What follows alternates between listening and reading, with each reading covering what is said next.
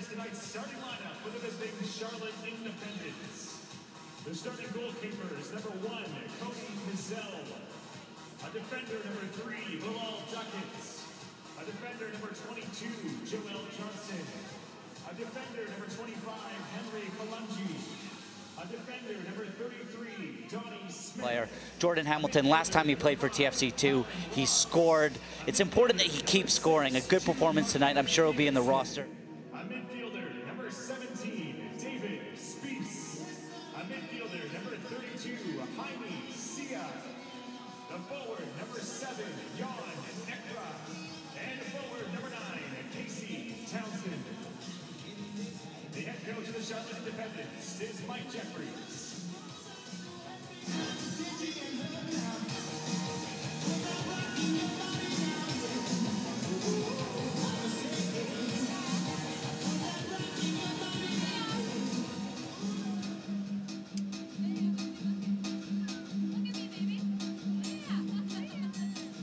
The substitutes for tonight's game for TFC2 are as follows. A goalkeeper, number 80, Angelo Cavaluzzo.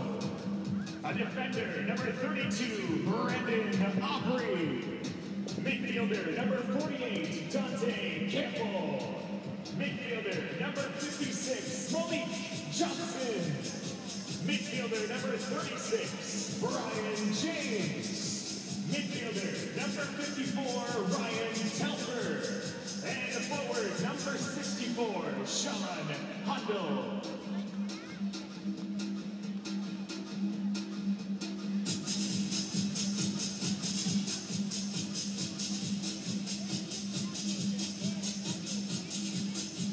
All right, TFC2 fans, please help me introduce tonight's starting 11 for your TFC2. The starting goalkeeper, number 40, Mark Pace. A defender, number 49, Robert Boskevich. A defender, number 52, Julian Dunn. A defender and the captain, number 42, Mitch Tainter. A midfielder, number 46, Jordan McCrary. A midfielder, number 5, Ashton Morgan. A midfielder, number 63, Liam Fraser. A midfielder, number 55, Aiden Daniels. A midfielder, number 9, Subasa Endo. A forward, number 22, Jordan Hamilton. And the forward, number 19, Ben Spencer. Toronto FC2 is led by head coach Jason Betts.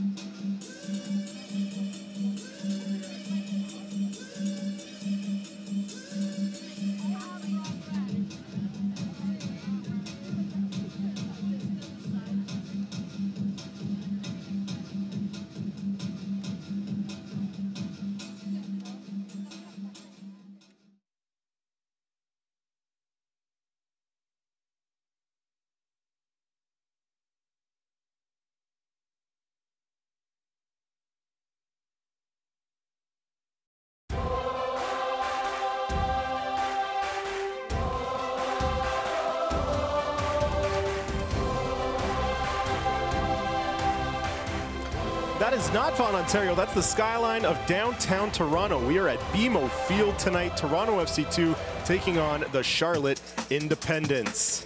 There's Jorge Herrera, tied for the team lead in goals, not in the starting 11, but he is on the bench tonight for Charlotte. Jordan Hamilton adding some offensive punch to the lineup up front for the Young Reds, and he will be joined by Subasa Endo, the playmaker in the midfield. Hello, everyone. Welcome inside BMO Field. Matt and Nicola Antonio here with Terry Dunfield. For the second time in 4 days, Toronto takes on a team from the Carolinas. And for the second time, it is a team that's at the top of the Eastern Conference. With their win on Saturday, the Charlotte Independents passed the Charleston Battery for first place in the Eastern Conference. They are riding an 11-game unbeaten streak. Terry, for Toronto, they'll need to rely on a little bit more offensive punch here tonight, so they'll bring in Jordan Hamilton. He has the only goal in 3 matches for Toronto FC2 here at BMO Field. And they have the right man to do it. He's got tons of experience with the first team. He's a Canadian international. He's got the ability to hold up the ball. But tonight, I think Coach Jason Ben will be looking for him to run in behind. With Ben Spencer, he'll play off of him. He'll be that link player. Jordan Hamilton, last time he played for TFC2, he scored. It's important that he keeps scoring. A good performance tonight. I'm sure he'll be in the roster for TFC's first team against Portland on the weekend. Subasa Endo had the assist on Sean Hundel's goal, the only goal in the game on Saturday. And what an assist it was with the outside of his foot. Just played it into space for Hundel to run onto it. He's a real technical player. And I think now with TFC2, we've seen him play out wide for the first team. He's playing in his best position, a real attacking position. He's such a technical player. He's got wonderful vision. And since he's been down with TFC2, what I liked, he's not forced it. He's just he's letting the game come to him, and he's getting important match minutes in. As you saw, 1 goal in his 9 appearances tonight will be number 10 with Endo for the Young Reds. On the other side, a former teammate of yours in Yoon Marquez Davidson. Yes, I played with him in Vancouver for the Vancouver Whitecaps. He's a true number 6. He'll sit in front of the back 4 and just screen them, give them a little bit of protection. He's very good at reading the game, clogging up holes, in possession. He'll keep it extremely simple. Rarely will he give it away. He's the springboard for other attacking players to go and express themselves. Now, Terry, one thing we love about the USL is that they hype their matchups, hype their star players, hype their big teams. And today, the Ottawa Fury did that. They'll host these Charlotte Independents on Saturday, on the weekend, after they're done here in Toronto. And they tweeted out a couple of stats that Ottawa has only lost twice at home. Charlotte has a 12-game unbeaten streak, so something's got to give. I pointed out to them it's only 11 games. They have not beaten or drawn Toronto tonight. So they responded, we'll delete the tweet when Toronto FC2 wins tonight. You got to love the provincial rivalry rearing its head. Terry, as a player, if you were on TFC2 and saw that, what sorts of emotions does that stir up in you? I love, first of all, a little bit of trash talking. I like it, just hyping the game up a little bit. If I'm Jason Bent, you know what I would do is I would print that out, make you a little bit more famous. I'd stick it up in the changing room, and I'd let all the players see this. And you know what? That would give you that little bit of motivation to say, you know what? Hang on. We're still in this league. We're still in a playoff hopeful run. We had a wonderful result last week. Let's keep this going. We stuffed Ottawa earlier in the year. Yes, we got beat last time, but I'd use that as total motivation. Definitely some bulletin board material. Let's take a look at the starting 11 for each side here tonight, starting with the hosts. Angelo Cavalluzzo was in goal on Saturday, so it's Mark Pace here this evening. Julian Dunn was on the USL Team of the Week. Mitch Tainer and Robert Boscovich, the same back 3. Spencer and Hamilton will be up front. Here is how the visiting Charlotte Independents will line up. Mentioned, no Herrera in the starting 11, but he is on the bench. Cody Mizell making the start for the Jacks. It should be a great evening for football. Very comfortable temperature, sunny skies, good crowd in attendance. Toronto FC2 looking for a 2nd consecutive victory against the team leading the Eastern Conference. Kickoff is next from Toronto.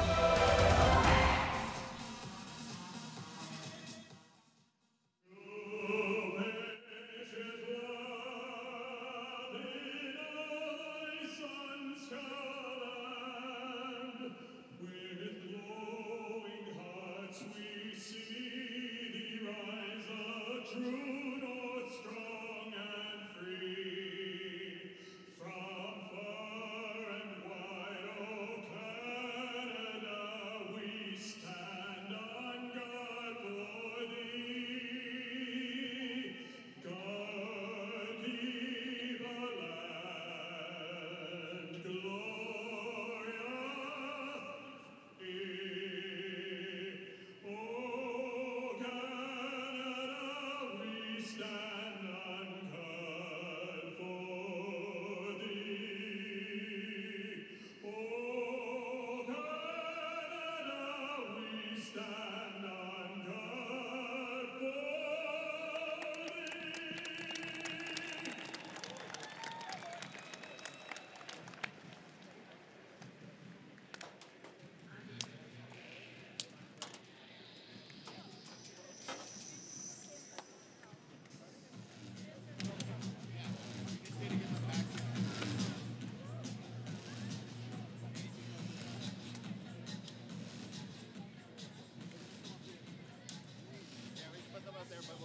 back here so they can actually get in. Yeah, we have to put them back. Okay, so we're gonna head through here, guys. Perfect. Yeah, thank you.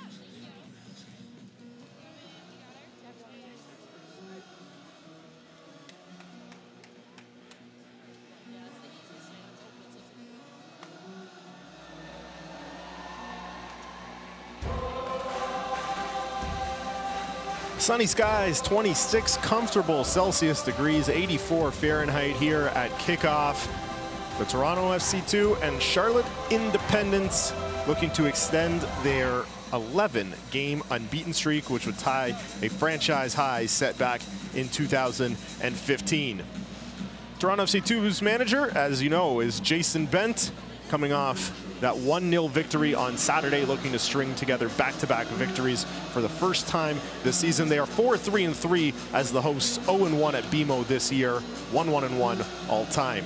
Mike Jeffries is the man at the helm of the Charlotte Independence, and not operating at full strength this evening because his leading goal scorer, or at least tied for team leading goal scorer, Enzo Martinez, had a hat trick in the 3-1 victory over Louisville on Saturday, was ejected from that match. 2 yellow cards, one in the first minute for failing to retreat on a free kick, his second in the 79th minute after he scored his hat trick, jumped into the stands to celebrate, was given the second yellow and the red.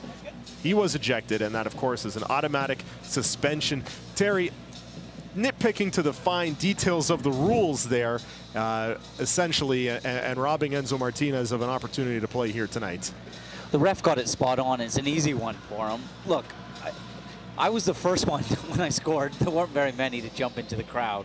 But when you've already been booked, you're comfortably winning. I know you've just scored a hat trick, probably the first of his career. It was the first of his professional career. You need to control those emotions. You can't go flying into the stands.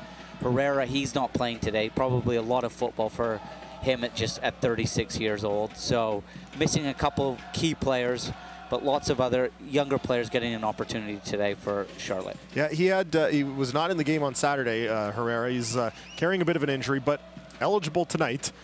And we'll see if Mike Jeffries opts to use him as we go forward in the evening. We're underway here in Toronto. Toronto in the all-red kits, moving from right to left on your screen. Charlotte is in white, going from left to right.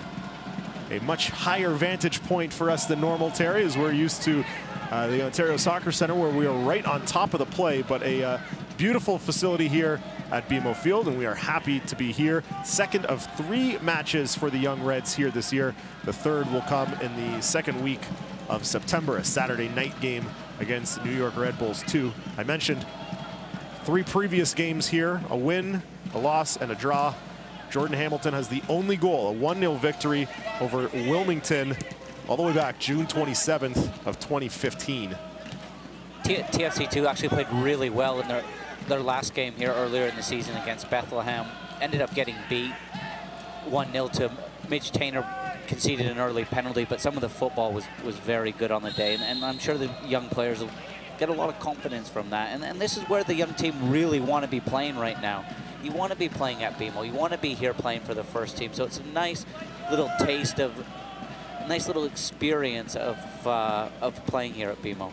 Yeah, I spoke to Sean Hundle after the game, and he said the same thing. All the players want to be playing here, so it's something that they are striving for, and getting the opportunity to get that taste of what it's like to play in this big stadium.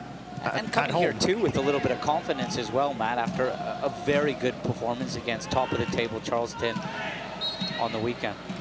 Ben Spencer whistled for the foul there, and we should introduce our officiating crew. The referee this evening is Marie-Soleil Baudouin. The referee's assistant on the far side is Gianni Facchini, and the assistant on the near side is Chantel Boudreau. Our 4th official this evening is David Barry, who we've seen as a head official at Ontario Soccer Centre earlier this season. Ultras are in the house as well, in their customary spot on the south grandstand just behind the Toronto goal. And that'll be out for a corner. It's the first corner of the evening for either side. Both the fullbacks of Charlotte love to get forward. two very attacking fullbacks.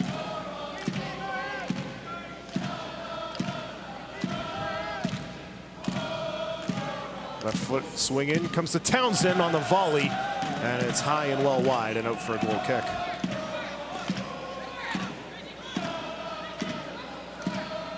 Quite clever from Charlotte. They've seen that TFC2 have gone to a bit of a zonal defensive system. Very compact in and around the 6-yard box. Just left Townsend open on the edge. The one off the training ground, Smith to Townsend. Townsend just can't keep that down.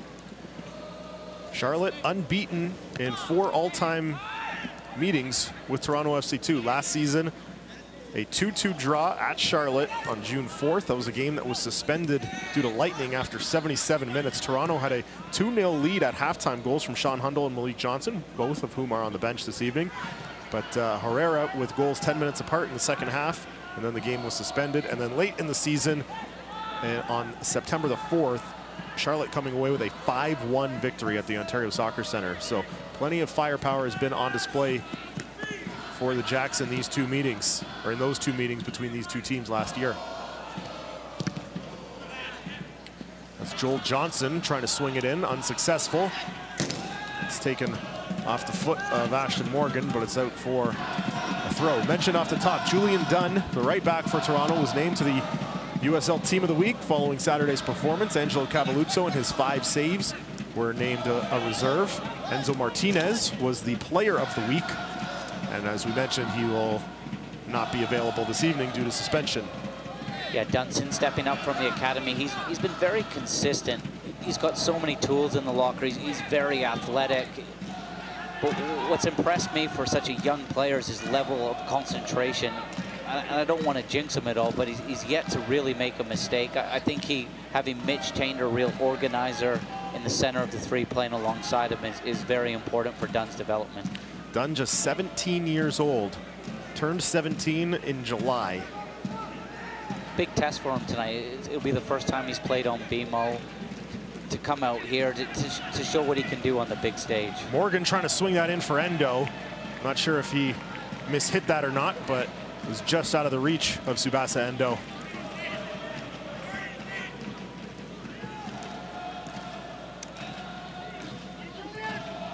That's Duckett. We'll play it back for goalkeeper Mizzle. Liam Frazier in the midfield, heads that forward. Comes down for Ben Spencer. Plays free for Aiden Daniels. Took a look at Jordan Hamilton. Now we'll swing it out wide to the right. That's Jordan McCreary out for a Toronto throw. Haven't talked a lot, Terry, about Ashton Morgan back in the team tonight, continuing to get some minutes. Yeah, 3 changes for TFC2 since coming off that impressive win against Charleston. Spencer comes in, Hamilton, Morgan, and also Pays. Morgan's had time with the first team.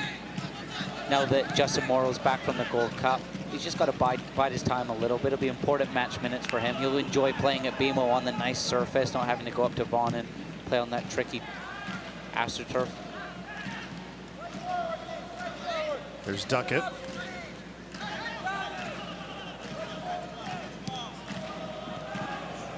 One-touch pass, was looking for Spies, instead comes to Johnson.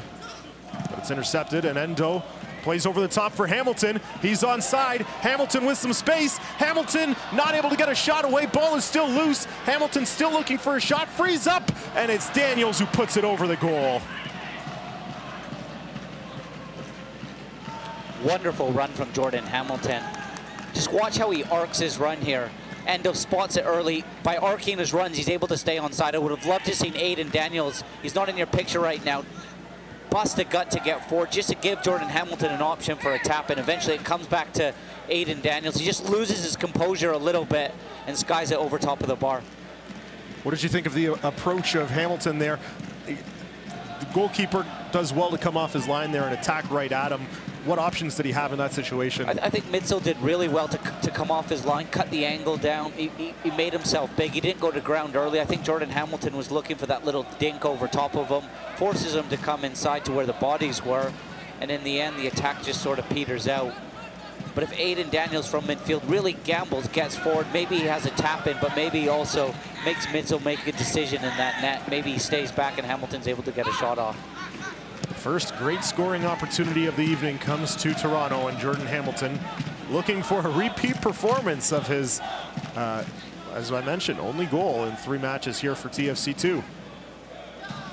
We spoke about that in our pregame show. Hamilton, he's the player who's going to look to run in behind, stretch this Charlotte defense, and Big Ben Spencer, he's more of your link-up player. But what I liked about that move as well, as soon as it came into Endo, it was one touch. Before the ball had even come to him, he'd already looked and seen that Hamilton was looking to run in behind into that space, and he timed his run to perfection.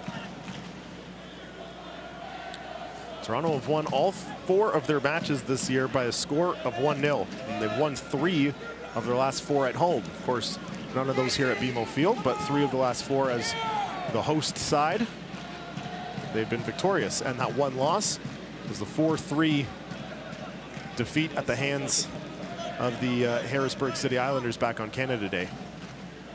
In a game where at home you score 3 goals, and most of the time you're going to win.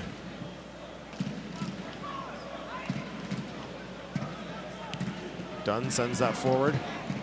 Frazier, McCreary, Hamilton will chip that all the way back, looking for Dunn.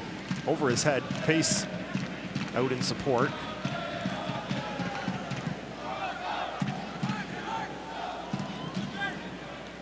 Hamilton does well to win that there. He has Endo, instead goes to Ashton Morgan. Morgan with some space on the left side will push it back for Robert Boscovich. Now Frazier, Tainter, Toronto captain back in the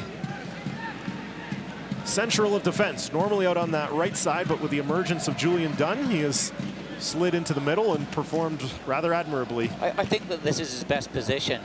Aubrey's draft pick this year, he came in and played it at the center of the 3, and Mitch Tainter had to be just bide his time a little bit. But what Mitch Tainter offers, he's a real organizer. He's the captain of the team. He's a leader.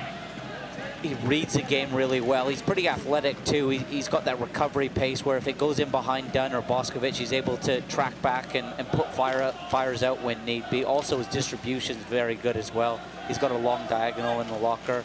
And that's one thing in recent weeks I've noticed of TFC2, Matt, is they're a little bit more pragmatic and they're taking fewer risks at the back where they can be caught on it. And we just saw that from Pays. The ball went from Dunn back to Pays, and he just went long to the 2 big men, and you'll get that from Spencer and Hamilton, 2 players that can hold that ball up. And it gets TFC2 up the pitch, and less mistakes at the back is obviously a good thing. Spencer able to push that forward for Hamilton, but he was not able to corral it. And Charlotte takes possession. You can see already the movement up top from Charlotte's very good. The front, it's almost like a 4-4-1-1. The front 2, some are coming deep, some are going in behind. The wide players are tucking inside at times. Hamilton dispossessed. It's good defending from David Spies. Long ball up on the left side. Played into the middle looking for Ekra, but it's Frazier who's there to intercept. And Toronto quickly counters. Endo wide to the left for Hamilton. Hamilton gets into the area. Hamilton still controlling. Now looking to dish off, and we'll go all the way back to Boscovich.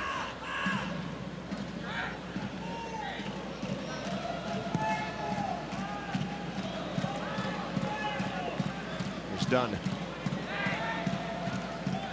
Spencer.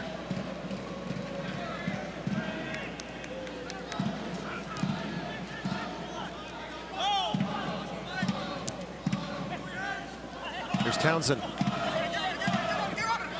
There's Johnson with him. Moves back to the middle. There's Callum Ross. Johnson. Johnson swings in. That's headed wide.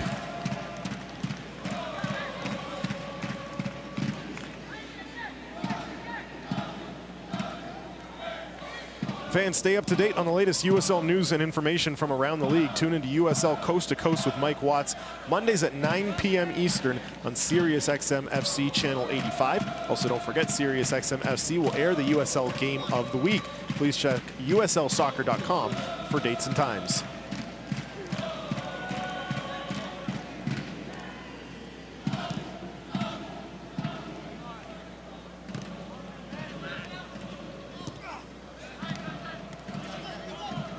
Spies able to pull that down, watched by Frazier, but he's able to push forward. Frazier, referee was going to award the advantage, but when it came back to Frazier, whistles down the foul.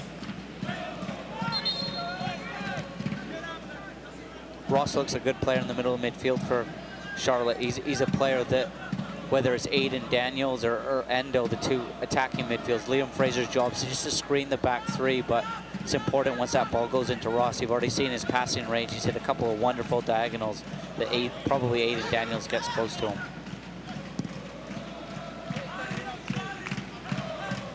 Tainter plays back for pace.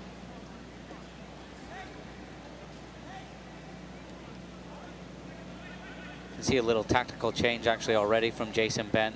He's just switched Endo and Aiden Daniels. So Endo, he'll play off Davidson on the right-hand side, and then on the left-hand side, Daniels, who's a little bit more defensive. His job will be to get in and around Ross, try to stop him from playing, and then try to run off of him. Ross won't want to track Aiden Daniels getting forward.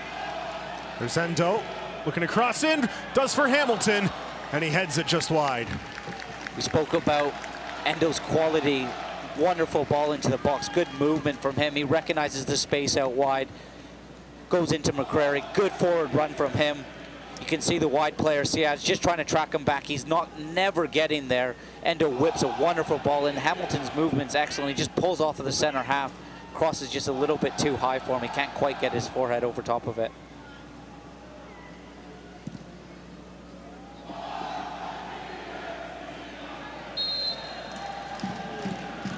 Foul awarded. Free kick awarded to Toronto there. Townsend on McCreary. Tough one for Townsend there. McCreary's not really jumping to win the ball. More times than not, you see the player who just sort of uses his body to feel the attacker out of the way, get the free kick.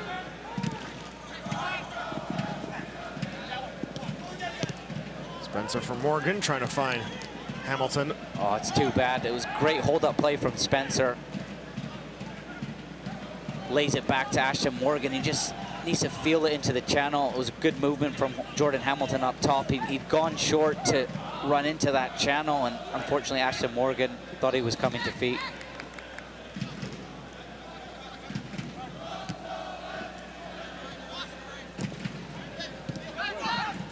Spencer frees up for Hamilton. Now Frazier.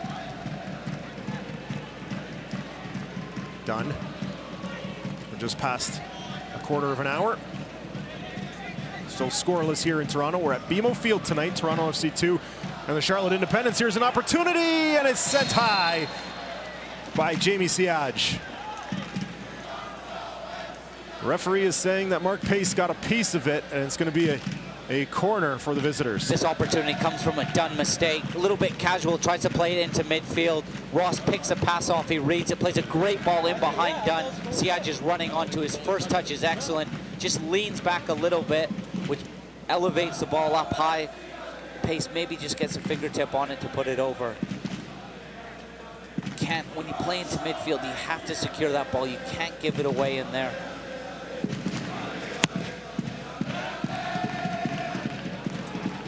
Dunn heads that away, and Endo runs onto it. Not able to get around David Spies. McCreary all the way to the near side for Hamilton. Has Spencer with him. Hamilton will press forward. Spencer is to his left. Hamilton delivers. Frazier trying to chip in for Hamilton. Well defended. Not a bad idea, but TFC had created a nice little overload. Ashton Morgan down the left-hand side had got forward. That's McCreary. Now Daniels for Dunn. Tainter.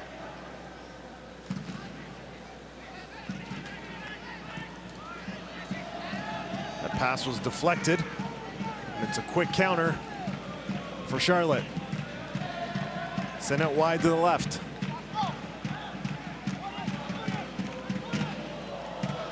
Well defended by Endo and McCreary against Jamie Siaj. He takes down Endo, and Toronto wins the free kick.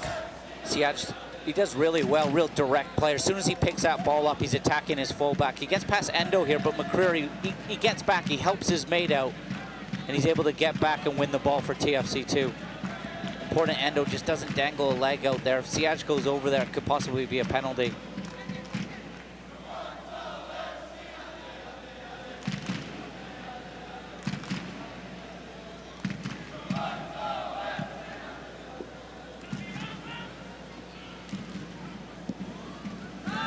Hamilton for Daniels. Sends out wide Morgan. Morgan trying to swing it in, deflected off the leg of Joel Johnson. A little bit similar types of player up top. Matt Hamilton and Ben Spencer so far have been very impressed with their movement and how the two are linking together. One's coming a little bit deeper, the other's going a little bit longer. So if the first player wins that flick on, just like Ben, Spencer didn't get a whole bunch on it, but then it's going into Hamilton. Hamilton's able to secure the ball and get TFC2 up the pitch. Long ball played for Morgan, and he's not able to control it off that left foot, trying to bring it down. Offside flag was up as well, I believe. Good idea from Mitch Tainer, just mixing it up a little bit, a couple of times. Just playing out of the back, just forcing things a little bit. It's been too many touches done coming into midfield. Tainter running into midfield, just running down dark alleys a little bit. It's important to just mix up your deliveries. Good diagonal from Mitch Tainer. Ashton Morgan just caught offside. There's Jan Ekra. He's out wide for Donnie Smith, making his second consecutive appearance for the Jacks.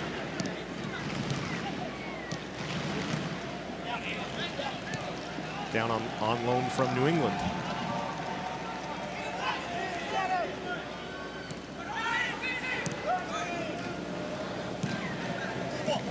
There's Johnson. Spies. There's good movement from Spies. I know he gives it away there, but he's really making Boskovic make a decision. Boskovic, he's comfortable sitting in the back three. He doesn't want to step into midfield up against Spies. At some point, either Bosco's got to go, got to get tight, keep Spies going the wrong way, or just sit back and say, you know what, you can have it. You're not going to hurt us from deep.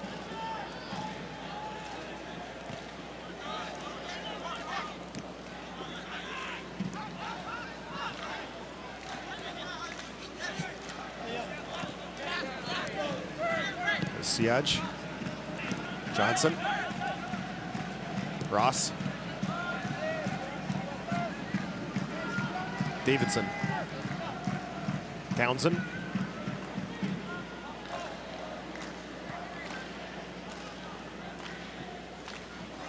Nice interplay there, finds Townsend. Well defended by McCreary and Dunn, but McCreary clips his foot, and it's going to be a free kick to Charlotte. Yeah, he's a no-nonsense defender, McCreary. He loves to defend. He's more of a fullback than a wingback. Just gets a little bit too tight to Townsend. Townsend, a real experienced player. He's played in the MLS for DC, Chivas in their early years. TFC assistant coach Robin Fraser will know him well. He's on loan from the big USL club, Cincinnati.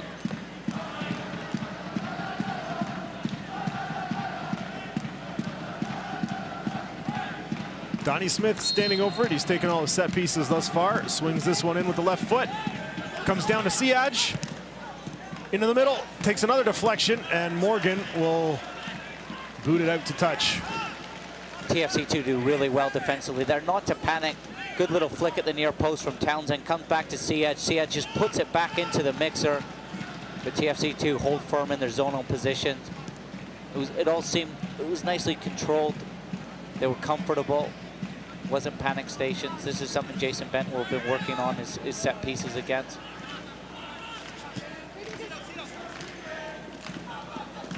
Johnson trying to keep that in the park, but it will roll out for a goal kick.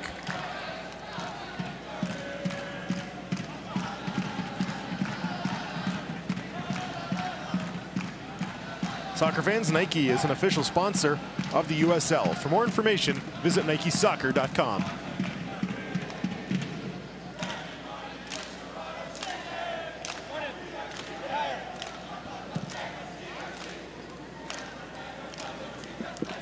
Spencer heads forward for Hamilton.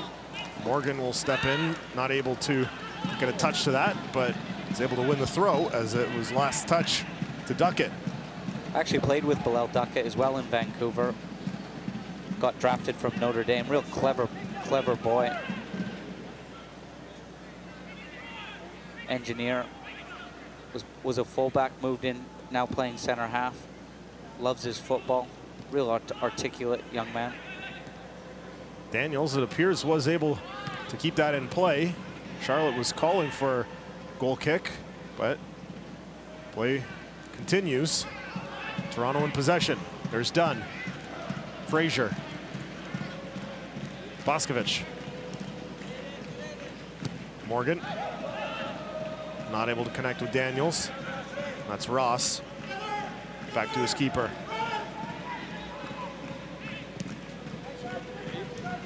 Good pressure from Aiden Daniels to win the ball back. At the moment, Matt, it feels like TFC2 is just a little bit frustrated in possession. At the moment, it's a little bit predictable out the back, going from side to side. At some point, whether it's Boscovich or Dunn on the other side, there's been some good movement in midfield from Endo and Aiden Daniels. Just play that little slip ball in between the lines. Ekra sends that out wide to the left. Smith crosses in. Pace, I believe, got a hand to it, and it will be a corner. Pace probably didn't need to touch it there. It's going out. The fullbacks from Charlotte love to get forward, and we see Smith doing it again. He's got a wonderful left foot. He just puts it into that channel, which is so difficult to defend. Any touch from a defender, it's going the wrong way, possibly into your net. Just plays a great ball into that channel of uncertainty. Pace takes no chances, puts it out for a corner. Smith swings in, Pace up to grab it. Channel of uncertainty, I like that. It feels like that would be a great fantasy football team name, or as our producer Kyle Hall points out, a great name for an indie band. Now taking to the stage is Channel of Uncertainty.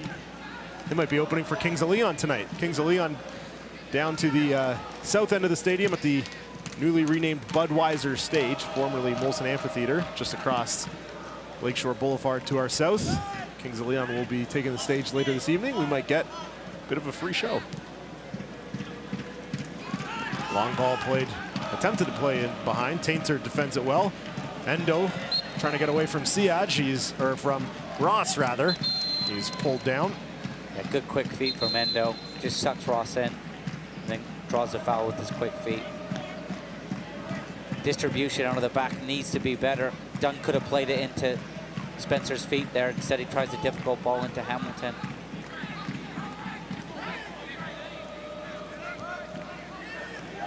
There's the ball in between the line, and now you're out.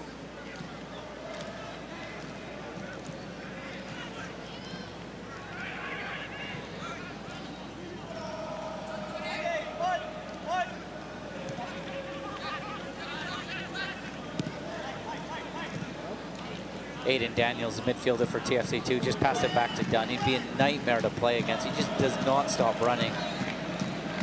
Had to be a little bit patient to get into the team. Played a lot of minutes for TFC3, but since he's come in, he's been very good. There's Hamilton. Will go out wide left for Morgan. Crossed in, comes down to Endo. Spencer goes up for it. Morgan gets a foot to it as well, but foul called on, I believe, on Spencer as he went up with the header. And we've got a player down from both sides. Let's take another look at that first. Good move. Aiden Daniel makes a great run forward, which opens up a bit of space for Ashton Morgan. Little bit of a flat cross to the back post. Endo just feels it back in, and Ben Spencer, he can't quite get there. I think it's Bilal Duckett he just collides heads with. Brave header from Duckett at the back. For me there, I'd love to see Endo just really fizz that back into the box rather than feeling it. You see the ball back in from Endo. Good brave header from Duckett to clear it, and then it's a little bit rash from Ashton Morgan at the back post. By then, the ref had already called a foul. Good sportsmanship there. Duckett acknowledging Spencer. Spencer holding towel to his head. Not sure if there's some ice in there as well, if there's a cut at all. Yeah, a little bit of a sore one. Clash of heads. Not a lot he can do there really with that ball. It's turned into an impromptu water break for both sides. Been a bright start though from Ben Spencer up top. He's really held the ball up. He's been clean today. He's been well documented. He's come back. It's taken him 18 months to get over a knee injury. I actually had the same injury as him, a microfracture, and tough one. And that's where you struggle for a little bit of cartilage in your knee. And when there's no cartilage, they actually drill into the bone, and fiber cartilage now grows. But playing on the AstroTurf's not a great surface. It's not very forgiving. It's tough on his knee, so playing on the grass will be perfect for him.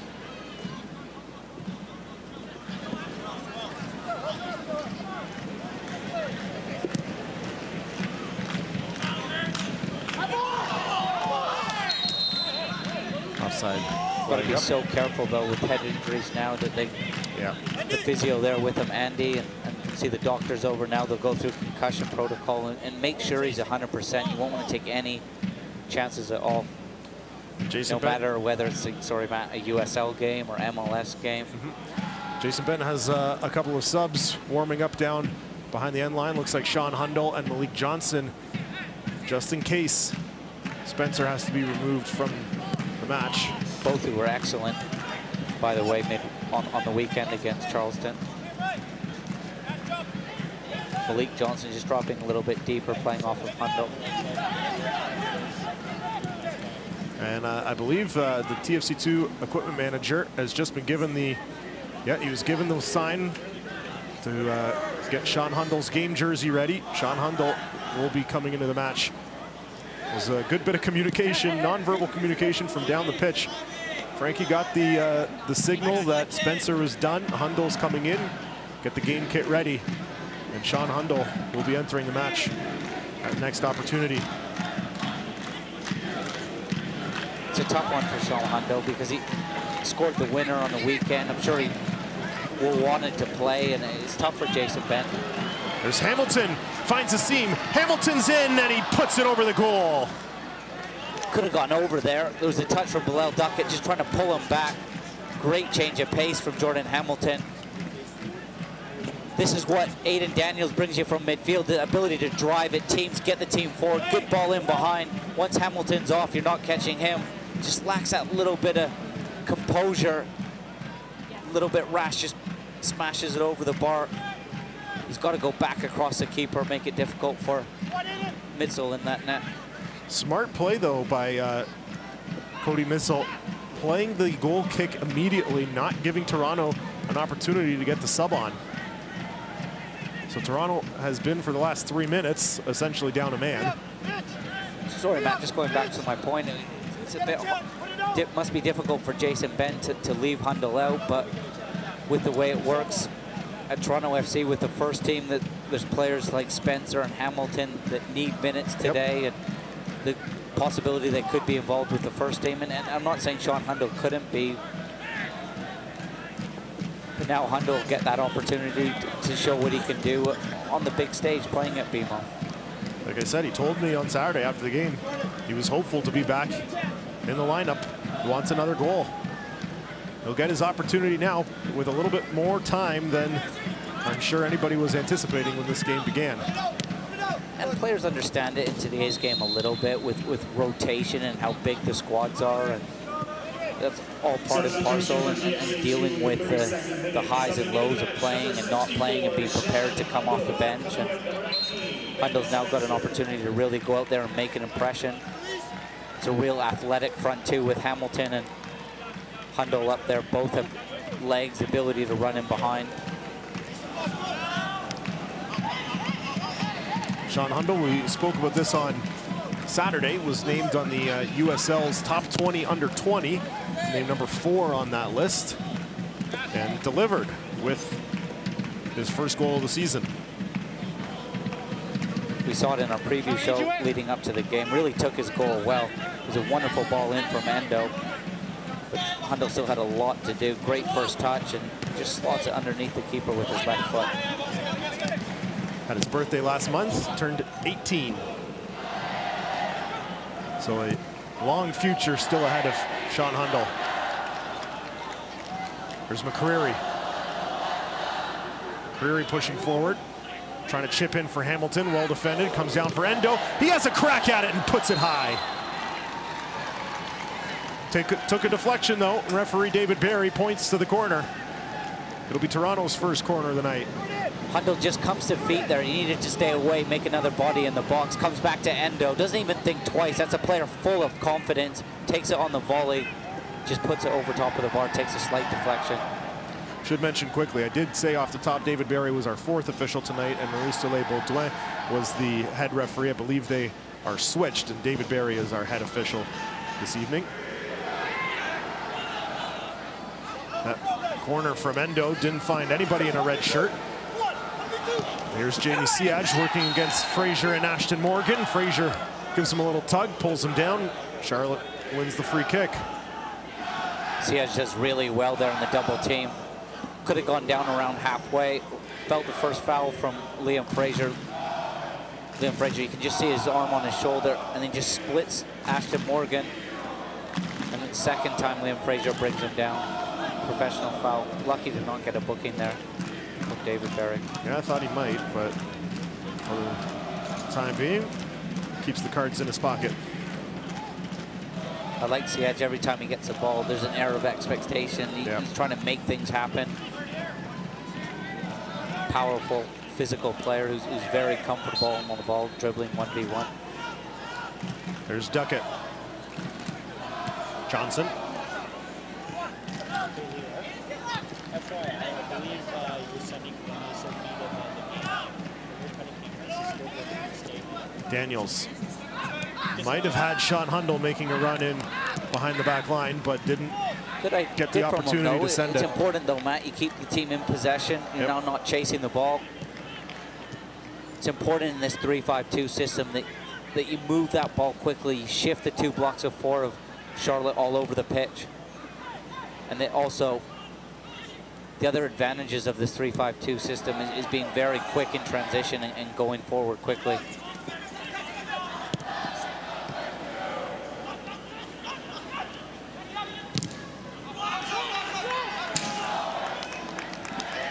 Goal kick awarded. Thought Liam Fraser was excellent on the weekend as well. Good defending there, 1v1 against Ekra. Stands up, doesn't commit himself. I thought his passing was very good as well on Saturday. Great range of passing.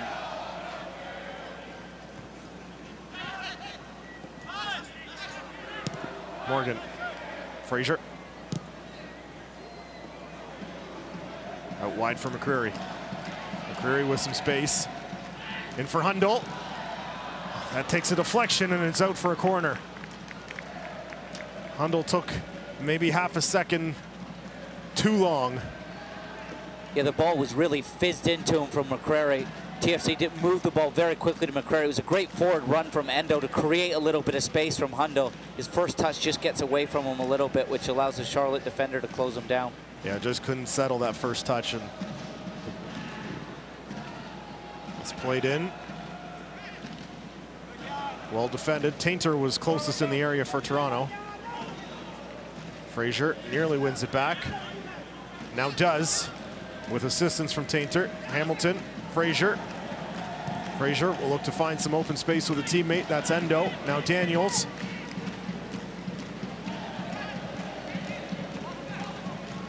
Fraser. Endo. Has Hamilton and Hundle! And Hundle couldn't convert. What a ball from Sebasa Endo. Once Aiden Daniels picked it up in midfield, he started to come to the left. I said, no, go back to the right, give it to Endo. It comes to Endo, one touch out of his feet, and he wraps that ball into the box, really whips it in. Hundle a little bit flat-footed. I know he's only come on the pitch, but if he really gambles, if he goes for that, I think he connects. Unbelievable quality from Endo.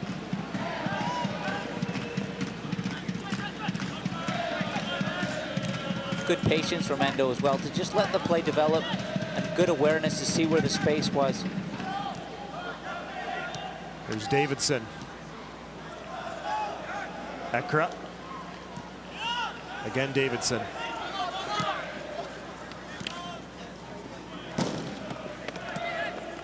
Toronto with the more threatening of the opportunities through the first 38 minutes, but it's Charlotte pressing now, looking for a goal before halftime.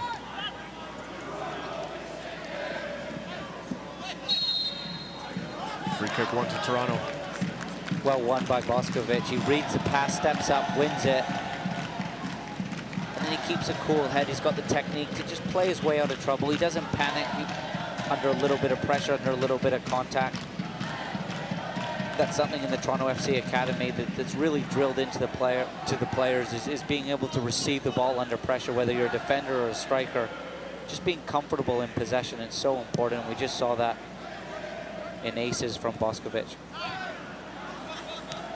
Maybe should wait 6 more minutes until we're at halftime to make this point, but Toronto FC 2 showing that at least at home over the last 3 halves of football that they're not going to be intimidated or pushed around by the top teams in the Eastern Conference. No, of course not. If anything, they're taking the game to these top sides, showing no intimidation whatsoever. Good point, Matt. And what's impressed me as well is how comfortable they are out of possession.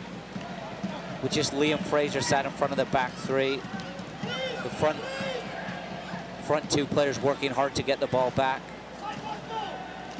Aiden Daniels and Endo locking onto players. The team's ticking over very nicely at the moment.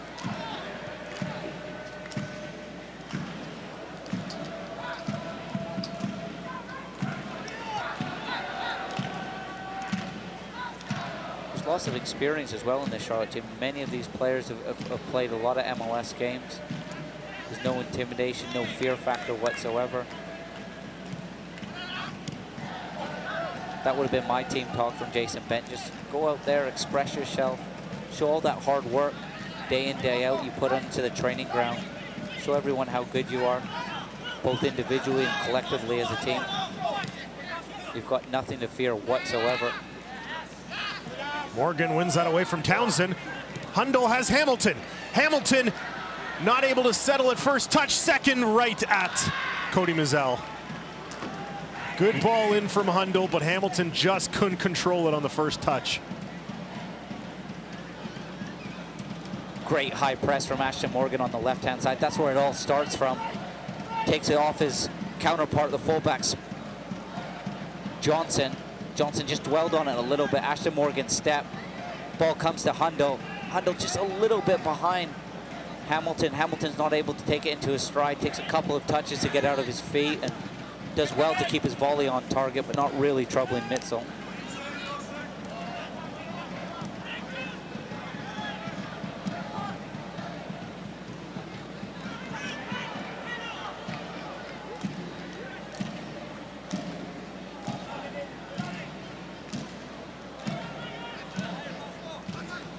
Daniels not able to push that over to Boskovic, and it's a quick counter for Charlotte. Struck right on by Casey Townsend. Mark Pace equal to the task. Yeah, important that he holds on to the rebound. Ekra was all over it. Again, comes from a little bit of sloppy play from Dunn. Gives it away. Poor pass into midfield. Townsend breaks. I like how Mitch Tainer just sort of ushered him wide there. Took away any real angle, and Pace makes a save he should. Good hands to hold on to not give up a rebound.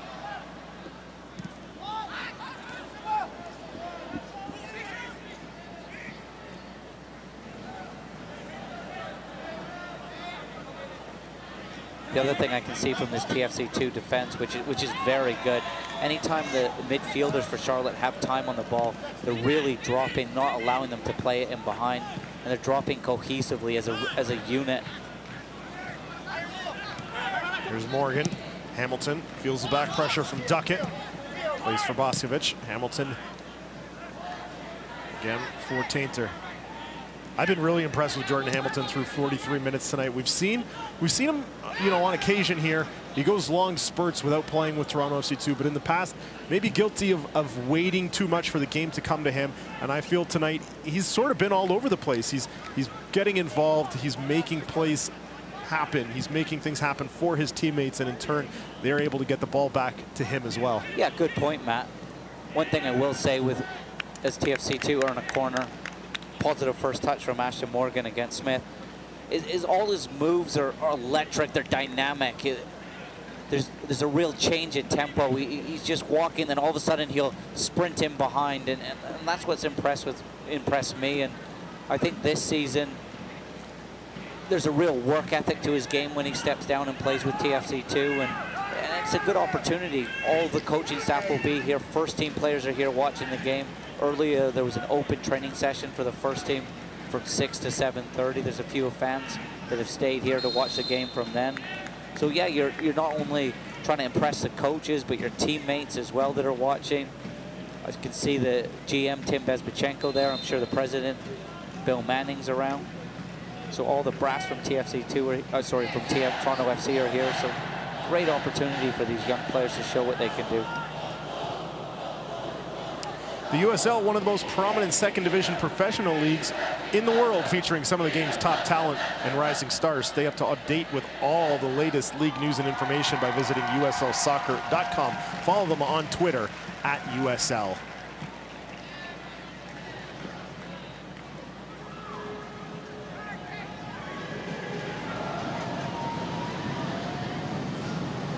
There's Endo. Plays through for Hamilton. Hamilton stops up. Now Morgan whipped in. Oh, and it's sent wide by McCreary. Great ball from Ashton Morgan. At the moment, TFC are doing a really, really good job using that extra player in midfield. Goes into Jordan Hamilton, comes out wide to Ashton Morgan. This time he doesn't take a touch. Just feels it into the box of the back post. McCreary's timing's perfect. Comes onto it, takes a slight deflection, goes out for a corner. Charlotte was not happy with that decision from the referee. Yeah, it looked like a goal kick to me. Curled in, and it's up over the top. But it's another corner. Yeah, good defending from Bilal Duckett at the back post. At first look, it looks like Hamilton's just got to tap in. All he does is need to make contact, and it's a goal. Great corner kick from Endo. And Bilal Duckett defending manfully at the back post. Well, we'll get another opportunity from the far side. 1 minute of added time announced. Endo swings it in right foot. Hamilton gets ahead to it. And it's sent wide, and now it will be the goal kick for Cody Mizzle. There's that burst, there's that change of pace. You know you're going to get quality on set pieces from Endo.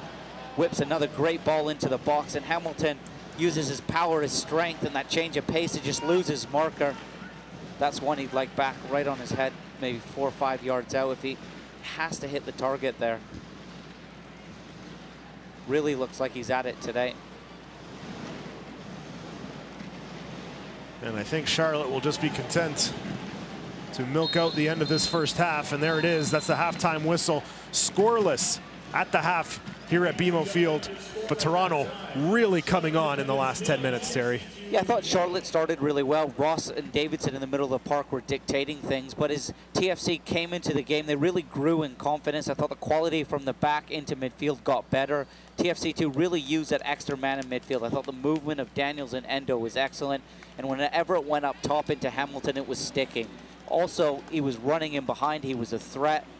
Out wide, McCreary and Ashton Morgan have found good areas. They've got onto the ball, and some of their quality into the box has been excellent. It's almost too bad for TFC2 that the ref has blown his halftime whistle.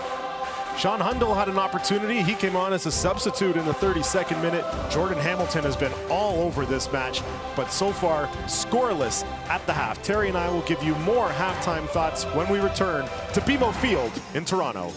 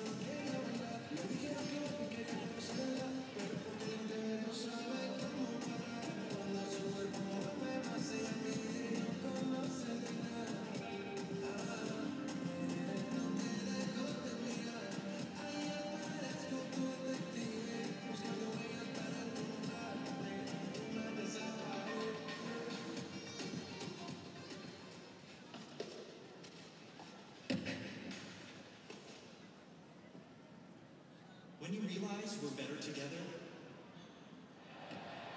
That's the BMO effect.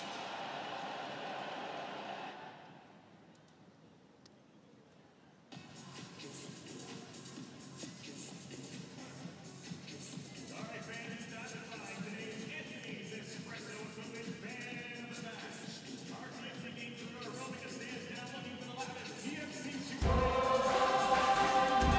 Sun is set. We're now under the lights here at BMO Field. Scoreless at the half. Toronto FC 2 and the Charlotte Independents as the Independents look to extend their unbeaten streak to 12 games here in Toronto. Back inside our broadcast booth, Matt Antonio here with Terry Dunfield. We're going to get to the highlights of the first half in just a moment, and they're going to feature a lot of Jordan Hamilton, and for good reason. The young striker all over the map in a good way here in this opening 45. Yeah, he's been brilliant. He's come short. He's held the ball up. He's running behind. He's been a real threat. He's got on the end of crosses. He's got on the end of set pieces. He's playing today like he doesn't want to be playing for TFC2. Like he's gone out there and he's trying to make an impression and play for the first team on Saturday. Let's take a look at those first half highlights. And as I mentioned, a lot of Toronto in there as they really carried the play through that opening 45. Some chances for Charlotte early. We'll get to that in a moment. Here's Hamilton's first opportunity. Yeah, great ball in behind from Endo. You know when he gets on the ball, you're going to get quality. One touch out of his feet, in behind to Hamilton. Goalkeeper does really well to come off his line, close down the angle. Hamilton can't quite get a shot off. I would have liked to see Daniels burst in from midfield. Here again, we see Endo orchestrating things. Eventually comes out wide to Morgan. Morgan goes back across. Ball's felt back into the box. This is where Ben Spencer picks up a knock. Unfortunately, Matt, he's had to go off with a hand injury after that. Hundel's come on for him. More from Toronto as the half pressed on. I believe this is the opportunity where Sean Hundel nearly puts it in. Yeah, no, again, it was a great diagonal from Liam Fraser. Goes out wide. Hamilton can't quite get his head over top of this one. Here we see the pace, the power, the tenacity. Hamilton running onto that ball. Just needs to hit the frame. Has to work the keeper there. Here we see Endo picking up a second ball once it's cleared from the Charlotte backline. McCreary's been good on the right-hand side when it's coming to him. You know you're going to get a ball into the box, whether it's a cross from deep or whether it's a cross from the byline. Can't quite get that under control. Hundel, and then we see him there. Another ball into the box. He's not able to connect. This one nearly another chance for Hamilton, just couldn't get that first touch under control. Yeah, the ball doesn't come to him quite quick enough. He just isn't able to take it into his stride, has to take a touch, and he's volley. He just gets back in onto target. This is a great chance. Ashton Morgan, one wing back to another wing back. Great volley from McCreary. He just can't quite get it on target. So we saw all scoring opportunities there from Toronto, but not able to put one in the back of the net. What is the message from Jason Bent now in halftime as they come out for that last 45? Look, you've gone out there. You're on the big stage of BMO. You're playing brilliant. Just keep it going. Just can you be a little bit ruthless in that final third? Can you really work their keeper? Because at the moment, they're carving them open on numerous occasions, but also be a little bit wary, a little bit cleaner out of the back. You can't give the ball away because they're top of the league for a reason. Charlotte will punish you. They've got some very quick players up front that are very dynamic. As you mentioned, Charlotte, top of the league. We mentioned off the top of the show, second time this week that Toronto has faced the team in first place in the Eastern Conference, and the Independents looking to match that 12-game unbeaten streak. Second half is next from Toronto.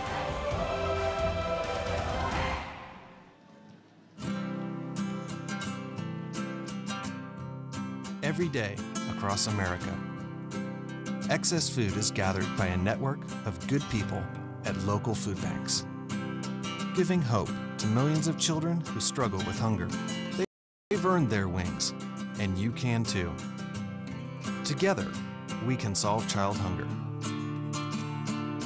Support Feeding America and your local food bank at feedingamerica.org. Open road, here comes the Heffley family. Whether it's a short trip or a long haul, estimated time 47 hours. they will beg, You're hungry? I'm happy to provide. they will plead. Deep fried butter on a stick. But whatever you do, don't wimp out. Now you're talking? Make them buckle up. He can't hurt. Remember, safety first. Cheese curls second. Are you orange?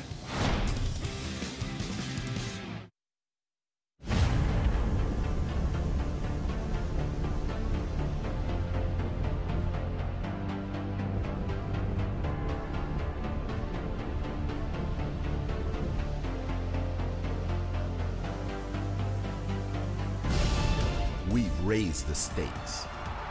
Expectations are high. Our biggest season yet will break records with elite players and future stars. Innovative technology and new homes. We're growing the game in our communities and across the nation. Are you ready?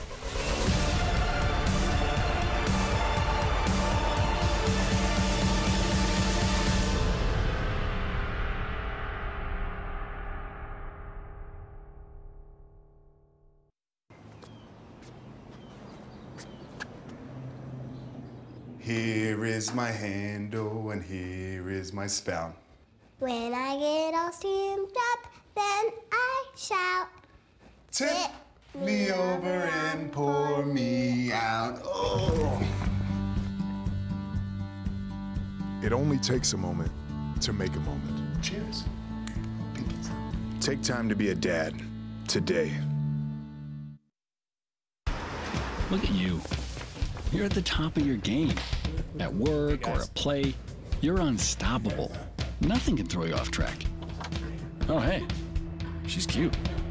Nice going, man. Things are going great for you. You've earned a night out. Good drinks, good friends. Yeah, we can go ahead and call this a good night. Wait, is that your car? Uh-oh. Not smart. Yeah, I saw that coming. Say goodbye to her. Ouch, that'll hurt your bank account. You're looking at around 10 grand in fines, legal fees, and increased insurance rates. I hope you like eating frozen dinners. Alone. Let's try this again. Smart move. Because buzz driving is drunk driving. They said I have troll teeth. That my voice sounded like a possessed baby doll. That no one would ever love someone as stupid as me. That I was fat, ugly. Disgusting. The effect of bullying is potent. We will no longer be the silent majority. Now, when you see online bullying, there's something you can do about it. We're gonna take action with the I. I am a witness. I am a witness. I am a witness. I am a witness. I am a witness, and so are you.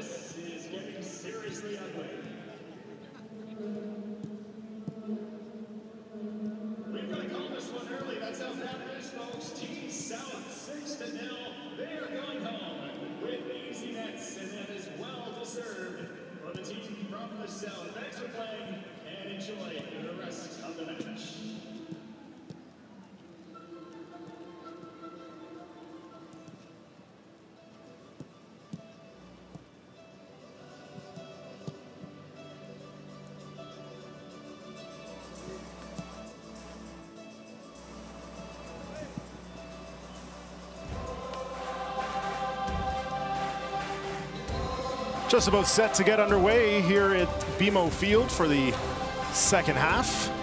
It's a gorgeous night in downtown Toronto. Let's take a look at the stats from that first half.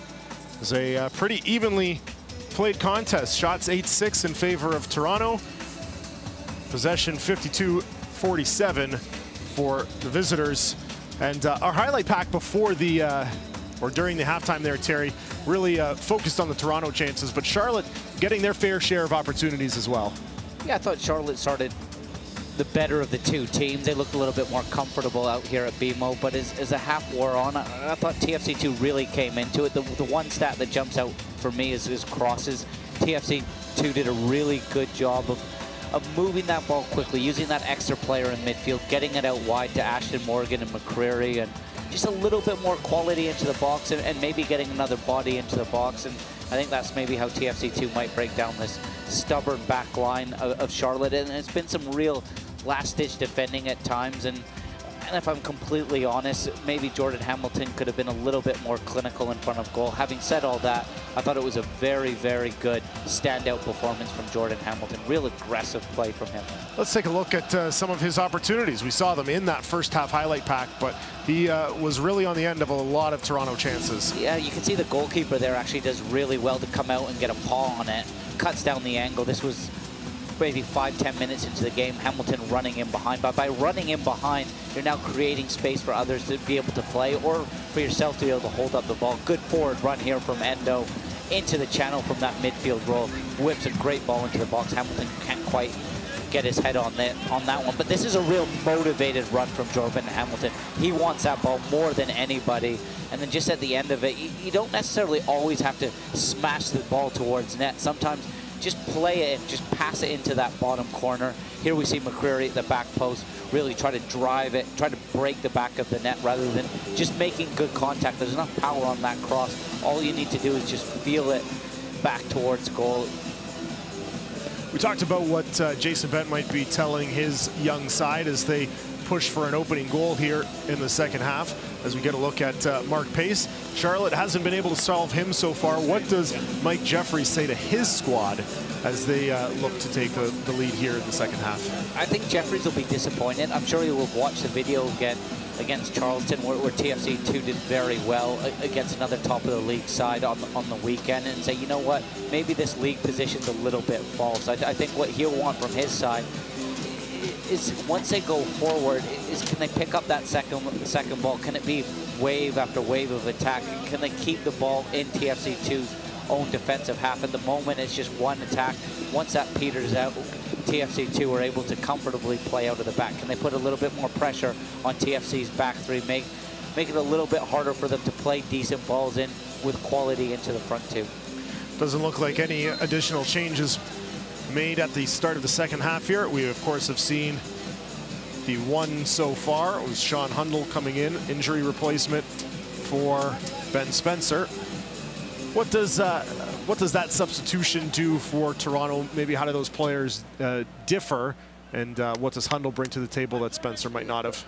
Hundle gives you a little bit more legs, gives you a little bit more of a threat in behind, and it'll allow Hamilton to drop deep and link up play, whereas Ben Spencer, he's comfortable receiving the ball to his feet, looking to play others in and around, being that real link player. With Hundle and Hamilton, you've got two threats up top that really want to run in behind. Hopefully both will look to get into the box. Ben Spencer will be disappointed to go off. I thought this was probably his best half hour. He looked really clean with his hold-up play. He was moving well, and I think he was really enjoying the occasion playing at BMO. But as we said when he went off, you can't take any chances with head injuries. Toronto will possess to start the second half. And we are underway here at BMO Field. One player that's quietly having a good game in the middle of the park. Just sat in behind Endo and Aiden Daniels is Liam Fraser. His passing's been very good, and he's also done a good job of screening the back three, picking up second balls, and some of his 1v1 defending in and around the box on Ekker's been good as well.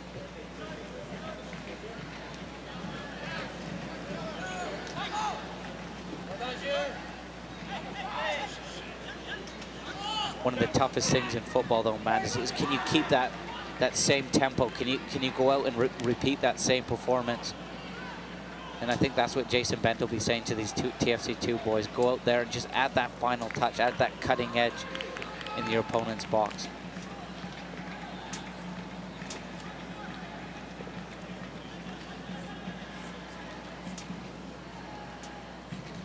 Also, I think Jason Bent will say there's more from this Charlotte team. Expect a reaction in the second half, especially this first 10-15 minutes.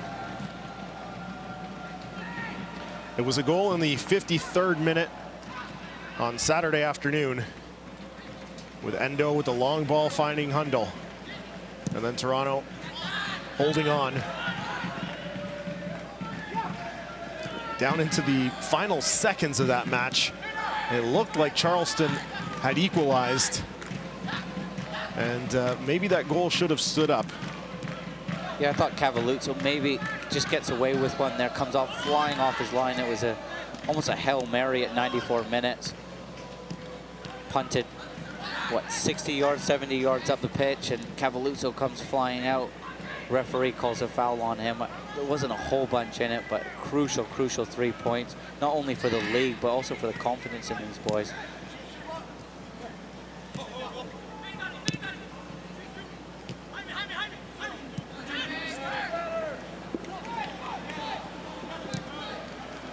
There's Townsend on the near side, being watched by Julian Dunn.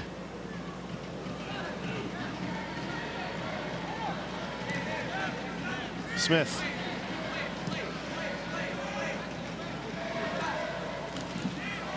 This is better from Charlotte, just keeping the ball, being a little bit more patient, trying to shift TFC2 around a little bit, waiting for an opening. Ross. Davidson. Ross. One touch looking for Ekra, was intercepted. Yes, Spies was looking for a little 1-2 there. Ross just on different wavelengths. Ross is the player in possession that he really dictates things from midfield, the tempo and how Charlotte are going to play. Daniels steps up to intercept, has Hundal on his right, will carry forward. Daniels, fans on the shot. Here's Endo, Hamilton, and it's in! Jordan Hamilton at last breaks through, and Toronto is on top.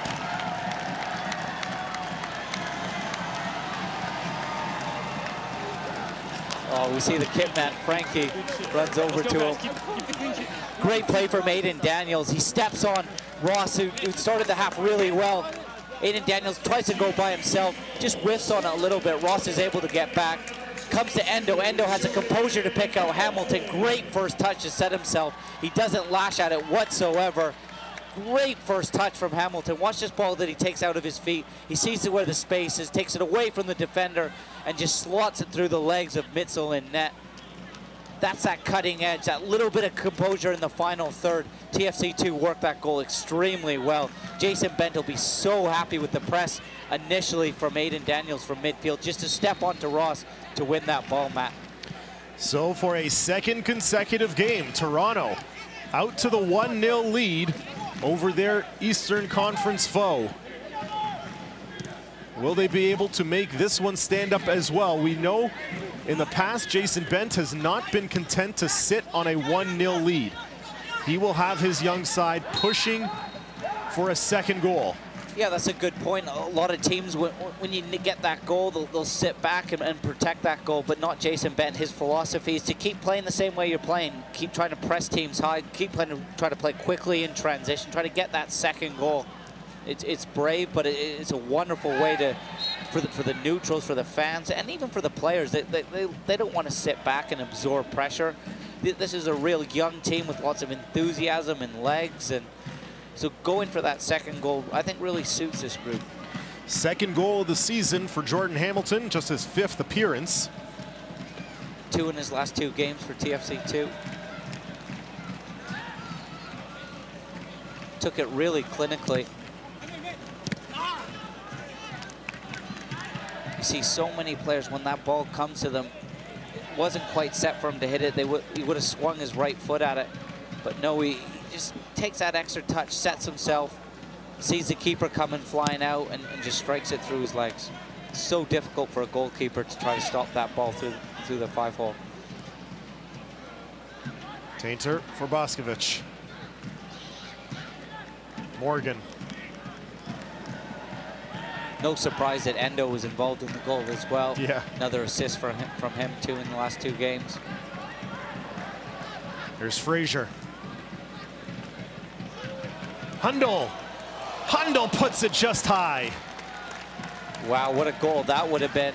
Great to see the front 2 connecting. It's a straight ball from Liam Frazier. Just threads the needle. Nice little flick from Jordan Hamilton, and the timing from Hundle's excellent. Just runs onto it. He tries to side foot, tries to curl it into the top corner. It only misses by a couple of feet. Great interplay by the front 2. We saw that earlier on from Ben Spencer and Hamilton. Hundle's come on and he's not let the side down whatsoever. If anything, he's brought TFC2 to another level.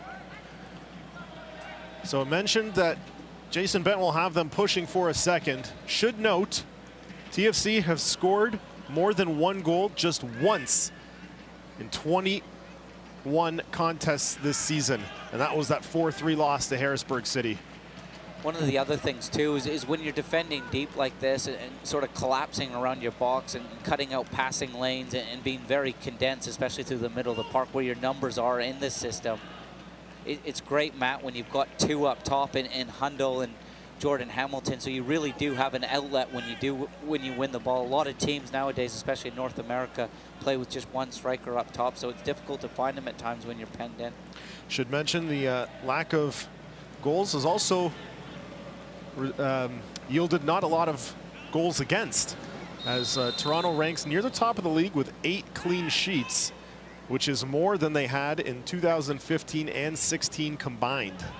Yeah, the biggest thing for me, which has helped the team, Matt, great spot, and is the fact that they've changed to a 3-5-2 system a little bit like the first team this year, where you've got that extra central defender sat back, organizing players in and around them. Out wide, especially Greg Vanny's MO is your wide players are more defensive-minded players, defensive-thinking players first, rather than out-and-out wingers.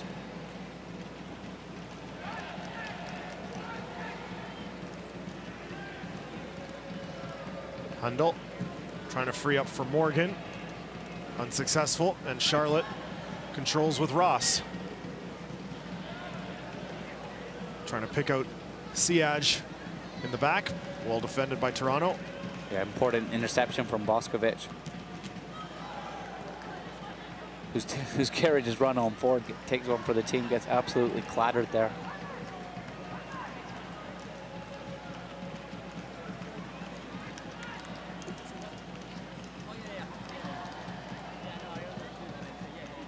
Here we see Boskovic just carry his run forward. Well-timed tackle from Bilal Duckett. Springs right back up. Not long ago, or he still does, he plays some football for Ryerson University in Toronto. Great to see him making the step up. He's been so consistent, Boskovic. We say this each and every week in the commentary. As crossed in, well defended by Boskovic. Looked offside for me. Good little link-up play between Ekra and Siaj. Comes back to Siaj. I think Mitch Tainer in the middle of the park did well to just step up, try to play Siaj offside. Probably their best attacking player. As you can see, he's just half a yard ahead of Mitch Tainer there. Good recovery from Boskovic.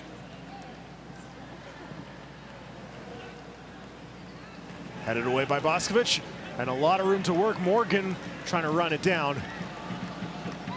And it'll just be sent back to Cody Mizell. Real nice balance. The view here is great to really see it. The shape and the balance of TFC2 has been excellent tonight.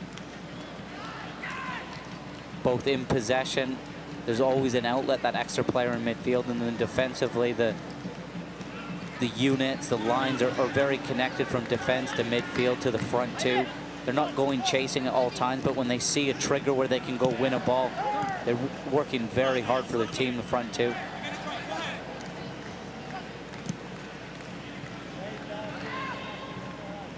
Good starting point from Mark Page just to come off his line there. Reads a pass from Davidson.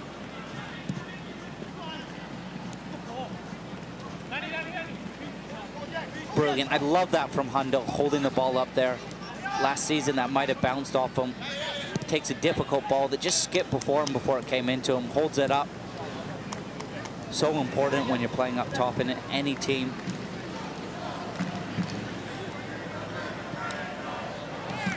There's Hamilton. Toronto looks for an insurance marker. Here's McCreary. McCreary with a strike off the side of the goal. And Mizell smartly lets it fly wide. Again, good movement there from TFC2, coming out wide. I think initially McCreary was looking for Endo. Endo took bodies with him and opened up for a shot. Might have been better just feeling it to the back post. First substitution of the evening for the Independents.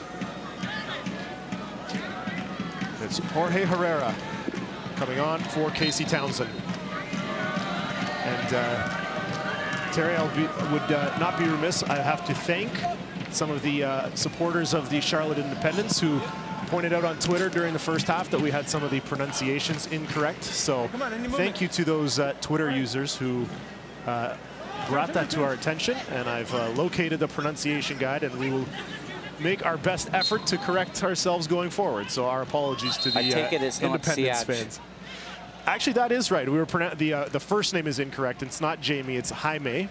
Yes. Which makes sense. I stayed away from that one. Cody Mizell is the name of the goalkeeper. Mizell. And David Spies, not Spies, as we have been saying incorrectly. So I know you wanted to, that was your idea, was Spies, and I said Spies. So again, apologies to... To be fair, Matt, that's normally your game. It is. It's good to see that the Charlotte fans are listening to us. Well, they don't really have a choice if they want to watch the game. They'll be a little bit disappointed with the score right now, but so we will strive to do better for those fans. We appreciate you tuning us in and not hitting the mute button. If you have not hit the mute button yet and are still listening to us, we thank you for that. And we, as I mentioned, we will strive to do better for you. No fucking way, Rep.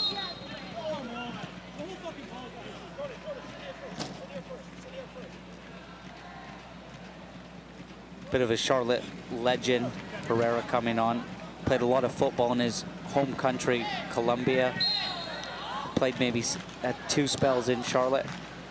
Back with his second one. Coaches at a real prestigious high school as well, where he's won the championship in Charlotte with his high school team that he coaches 4 times on the bounce. There's Daniels, was in the center of the opening goal for Toronto, trying to create again. Here's McCreary. McCreary attempts the cross, takes a deflection off of Donnie Smith. It was good defending from Smith. He moved his feet extremely well. Didn't bite on the little step over from McCreary. Thought McCreary was looking to cut back to his left foot. Just steps over it, gets to the byline, wins his team a corner kick. Lots of space at that near post.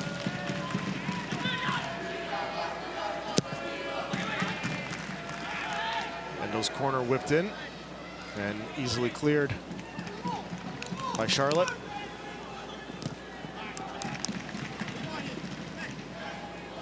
There's Hamilton. Takes a knock there from Herrera, and will be a free kick. A great hold-up play from Jordan Hamilton. Great feet for a big man, so soft. A lot of players there would try to maybe even bank it off their opponents to try to win a throw-in. Instead, he, very clever, inventive, plays his way out of trouble and earns his team a free kick. And just as we learn how to say his name properly, David Spies is going to be subbed off. David Estrada will come on. Estrada. Remember playing against him for Toronto FC's first team. We'll get into my story after this free kick. Opening day of MLS, he was playing for Seattle. I think he'd just been drafted in Seattle. We didn't know a whole bunch about him. Tons of pace, though. Scored a hat trick in front of 60,000 people. away in Seattle against Toronto FC. Clever movement. Can play, versatile player, can play anywhere across the front three.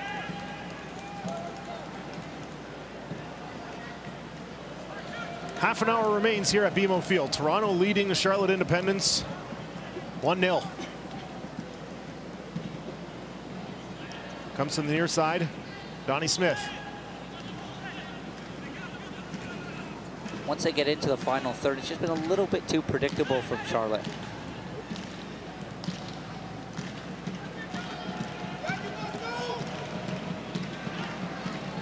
There's Johnson trying to cross in, and it's gone in. It took a deflection off of Mark Pace.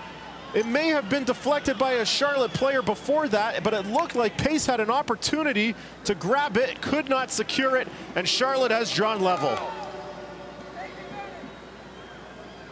Yeah, tough one for TFC too. The fullback does really well. Just gets past, gets up maybe a half a foot on Ashton Morgan, gets his cross in. Mitch Tainer follows the run to the near post. It's a great ball in. Maybe Mark Pace, there's not really a deflection on it. Maybe expects Estrada or Mitch Tainer to get a touch on it. It just goes off his back heel into the back of the net. Johnson does really well down the right-hand side. I believe they are giving Johnson credit for the goal. That'll be his first of the season. Didn't look like it was touched by anybody else before that. And Mark Pace will likely want that one back. It was a tough one for Pace, Matt. Just because Mitch Tainer and Estrada run right across his sight line. He's screened a little bit. Just goes off his back, right back heel into the back of the net. The fullbacks have, just as I was saying, Charlotte have been a little bit predictable. Both their fullbacks have been excellent. Smith and Johnson on the other side getting forward. It looked like Ashton Morgan had stopped the cross, but just gets maybe half a foot at the byline. Johnson just beats Ashton Morgan to it, which is a lot easier said than done. Ashton's a very good defender. Gets his ball into the box, and when you make near post runs, as Estrada did there, things happen. A little bit of a selfish run, and all of a sudden it's 1-1. And unfortunately, these things do happen more times than not when you're at the bottom of the league. So it will not be a 9th clean sheet of the season for Toronto. And now the challenges that we mentioned of adding that second goal that they have only done one time in 21 games this season. This is where you need to be brave and you need your leaders to step up. A little bit of adversity, goal against the run of the play. Can you keep doing what you've been doing? Can you keep playing positively? Get on that ball.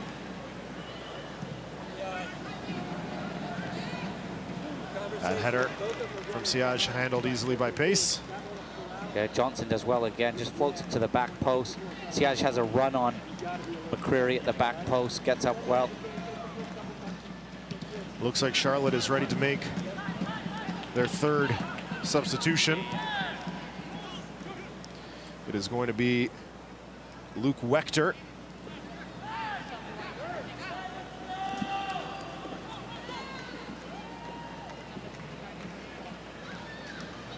That's happened to me on so many occasions where you're playing so well, everything is going well, you're comfortably defensively in possession, you're doing extremely well. That's an awful tackle. And it's a straight red. It's a red card to Donnie Smith. And for the final 25 minutes, Charlotte will be reduced to 10 men.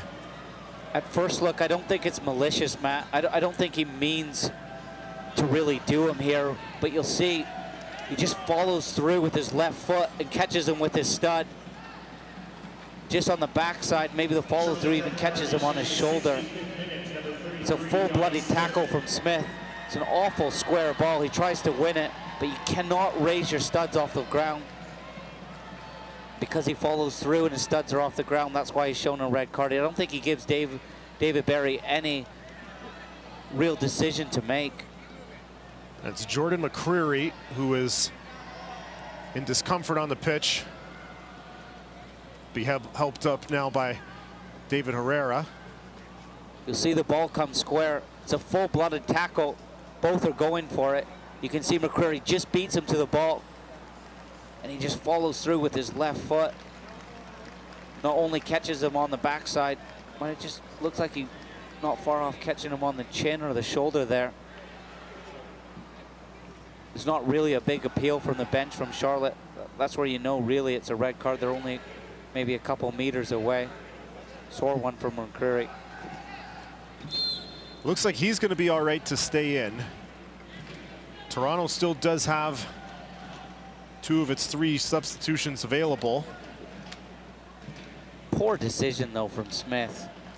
I know it's a red card, but you're 60 yards away from your goal. There's no way you're going to turn that ball over and score. McCreary does well to win it, but just stay on your feet. Why make that tackle? Why give the referee even a decision to make there, Matt? You've just scored. You're back in the game. Both Smith and Johnson have probably been 2 of the best players for Charlotte, the other fullback. Now all of a sudden Charlotte are down to 10 men. And fortunate that they didn't make that final substitution. Luke Wechter has put his warm-up penny back on. He will not be coming on. It looks like they are instead going to opt for Austin Yearwood, the defender, who will likely replace the position that Smith was holding. I thought that the 65th minute might be a little bit early to make the 3rd substitution for Charlotte. We saw Charleston be burned by that on Saturday. They made all 3 of their substitutions with about 15 to 20 minutes to play, and then they had an injury in the last 10 minutes, last 5 minutes plus stoppage time, and they were reduced to 10 men by virtue of not having any substitutions remaining. Yeah, I think the Charlotte gaffer was just gambling a little bit on the momentum. They've just scored. We're really going to turn the screw here and try to get all 3 points. Could understand the desire to be aggressive, because if McCreary had been able to win that cleanly, acres of space and a good opportunity. Oh, it's a wonderful tackle from McCreary. Great turn there from Sean Hundle, by the way. Sean Hundle able to turn past the defender, and he's got some space to work with. Hundle in. Hundle! Great save by Mizell. Mizell does really well there, and so does Bilal Duckett to just take away Jordan Hamilton. He takes the worst of the 2, really, because if he goes to Hundle there, Hamilton's got to tap in at the back post. Mizell does well to stand up and make a very good save. Bilal Duckett reads the game extremely well there. If he comes flying out to Sean Hundle in the 2v1, all of a sudden Jordan Hamilton's in acres. He's wide open in the back post for a tap in. Impressive defending from Bilal Duckett.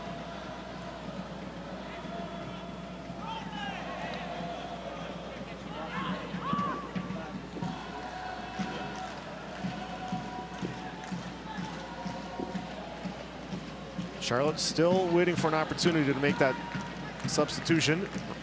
In case you've just joined us, Charlotte reduced to 10 men 3 minutes ago. A straight red card to Donnie Smith. Just 3 minutes after Joel Johnson had tied the game for the Jacks.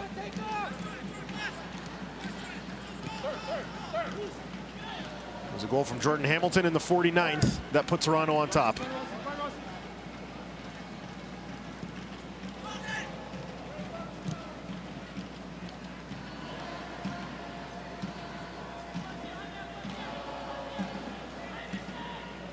Johnson with another opportunity here, crosses, looking for Herrera. That's Davidson. Now Ross floats it in, and Pace. Go long, your 2v2 at the back. Pace just gets his head up. Hamilton and Sean Hundle were 2v2 against the 2 center halves. Let's get that ball forward.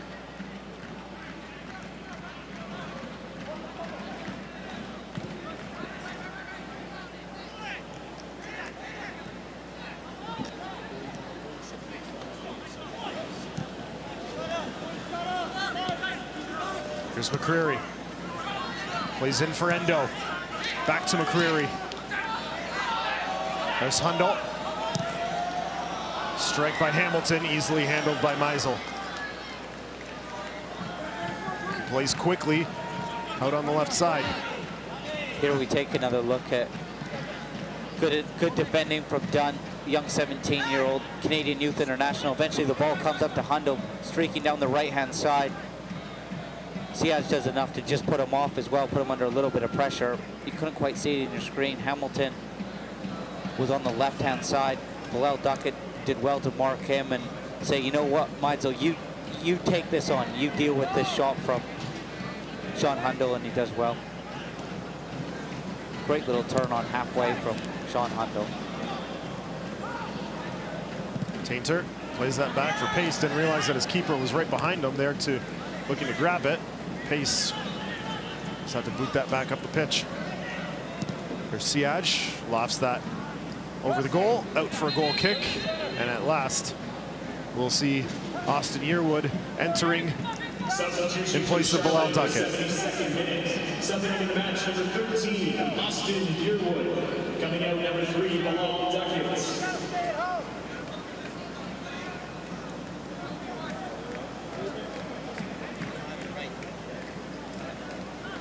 Fans, stay up to date with the latest USL news and information from around the league.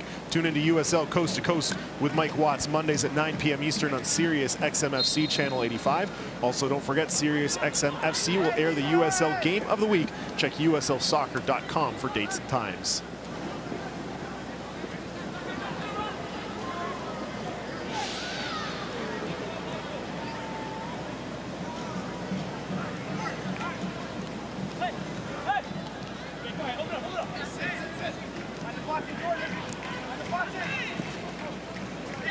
So Charlotte is out of substitutions. They've made all 3.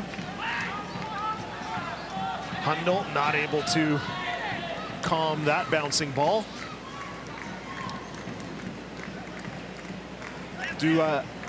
Maybe not do things change, but how do things change for Toronto here as they have the numerical advantage in the last 18 minutes here? At the moment, they just need to get the ball back. Since going down to 10 men, Charlotte have done a wonderful job of just keeping possession. At the moment, TFC2 are just chasing a little bit. And once they do get that ball, is pick that tempo up, move that ball quickly, shift this Charlotte team around, and be patient, wait for that opening. Substitution here for Toronto will be Brian James coming in for Robert Boscovich.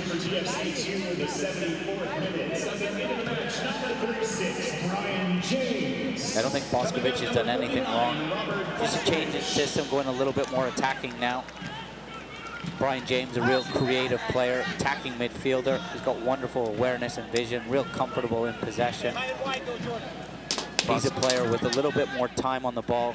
Might be able to just unlock Charlotte's defense. Boscovich played the full 90 on Saturday. It looks like Morgan might slide into that sort of a left back position. How would they approach this here? They've gone to a diamond in midfield now with Endo at the top of it and a back 4. They've got 2 fullbacks that do like to get forward in Ashton Morgan and McCreary. And then just with Herrera up top, Mitch Tainer and Julian Duncan deal with the Herrera up top in his threat. There's McCreary. Crossed in, looking for Endo at the back post. It's played out for a corner.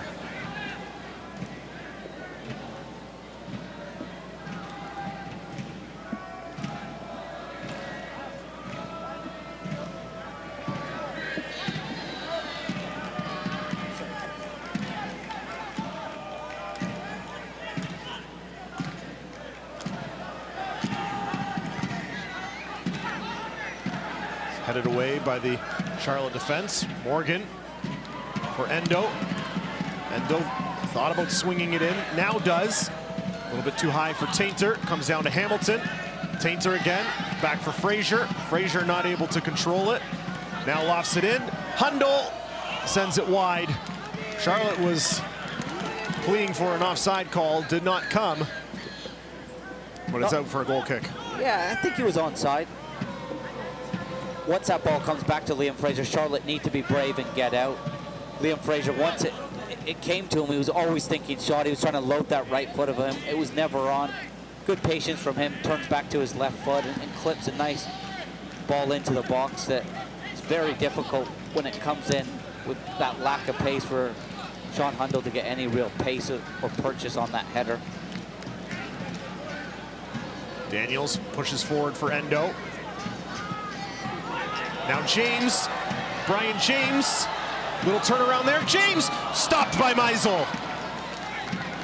Great ball from Endo to James there. That's what the diamond, you're a little bit more condensed. You've got numbers in midfield looking to break forward. James, for me, he's got to be braver there, Matt. Take that first touch, go through the two center halves there. He just turns back, shows a little bit of lack of confidence, and all of a sudden the opportunity is gone. Now Charlotte on the counter, looking for an opportunity. Siage crossed, cleared. Comes down to Ekra. Estrada sends it just wide. Pace diving to his right. It was just out of his reach and wide of the goal.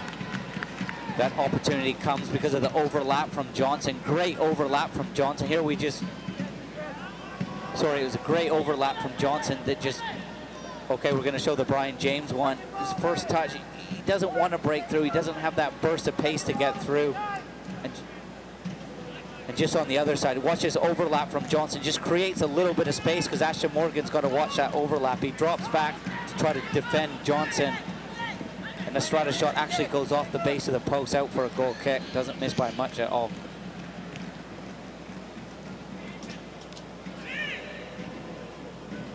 Both Herrera and Estrada have been a handful since coming on. Two of the top goal scorers on the team. Herrera tied with Martinez with 12. Estrada sitting with the second most at 4 goals.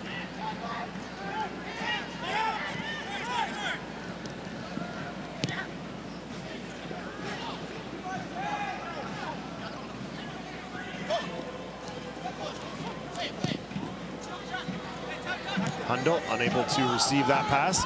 Jordan Hamilton intercepts. Hamilton trying to plow his way through. He's dispossessed. Referee says play on. Henry Kalum pushes forward for Jaime Siage. Siage with an opportunity. He's around done and he's put it in. Jaime Siage puts Charlotte on top, down a man.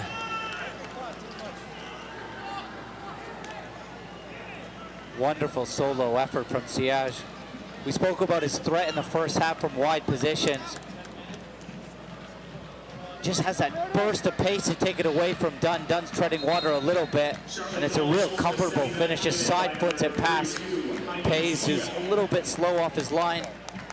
Just Pays isn't able to set himself, and Siage really punishes some sloppy defending from TFC2. When you go to a back four, you don't have that cover of the sweeper in behind. At times as a center half, you have to defend 1v1. And Jordan Hamilton, who was taken down near the penalty area, remained down for that entire sequence. And now will be looked at by the training staff, but he appears to be all right. Was getting stretched out by Cody Meisel. It was a great tackle at the edge of the box that really set that sequence off from Ekra on Jordan Hamilton. Ekra started the game off as a center forward. He's dropped back into midfield now. And now we expect the pressure from Toronto to be ratcheted up. Now down a goal, despite being up a man. Turned into a bit of a nightmare first half, second half really. After scoring a wonderful goal, all of a sudden you can see a little bit of a sloppy one that Pays might like back. Then you're up a man and just caught in transition a little bit. Dunn gets isolated 1v1, and full credit to Siage, does extremely well. Great change of pace and a real composed finish. Now all of a sudden you're chasing the game 2-1 down. And been impressed with how well Charlotte have kept the ball with 10 men. TFC2 just chasing shadows a little bit.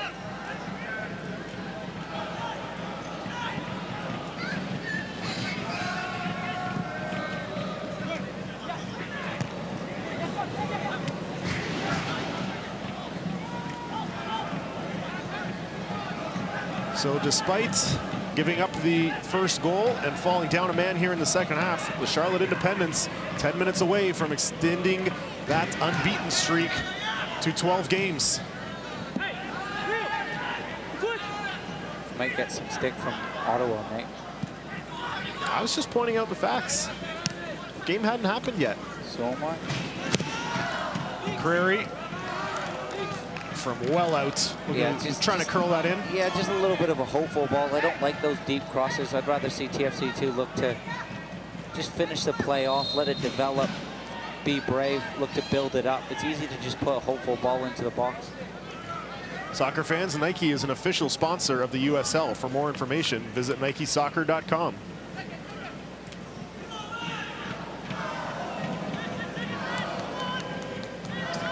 Looks like Malik Johnson is going to be the third substitute for Toronto, putting the game jersey on.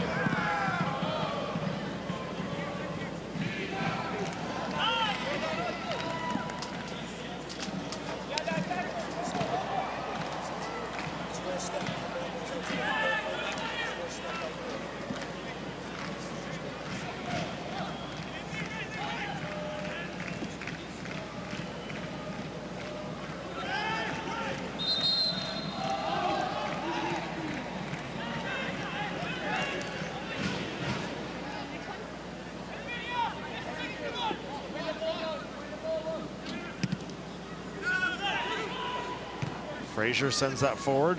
It's met by Ross. Pulled down by Daniels. Try to get it out on the wing to Morgan. He does. Morgan in some space. Sizing up his options. Will stop. And send back for Daniels again.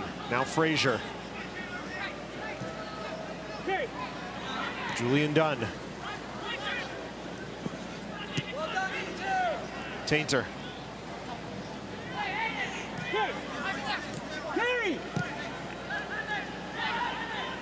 Frazier trying to play into Endo, intercepted by Estrada.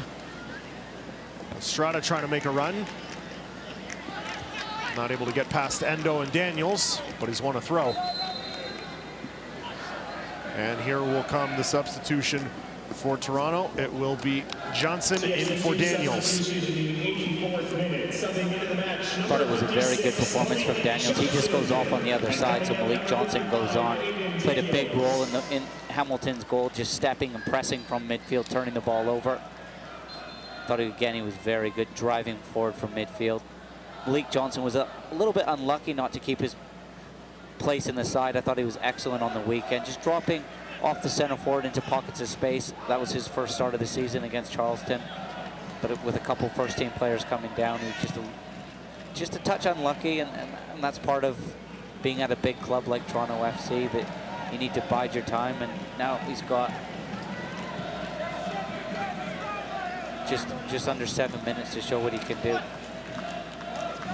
There's Brian James through the middle for Endo. Endo pushes wide for Johnson. Johnson with a shot, and it's wide. Yeah, just a little bit tentative when it came to Malik Johnson there. It was great awareness from Endo in the middle of the park. He just checked his shoulder, saw that there was space behind him, doesn't even touch it, he just lets the ball run across his body. Hamilton took a lot of bodies with him, which opened up space for Malik Johnson. His first touch is good. It looks like he squared the defender up. He's a very good player in 1v1 situations. Instead, he takes the easy option, tries to shoot, and in the end, he doesn't trouble Meitzel's goal at all.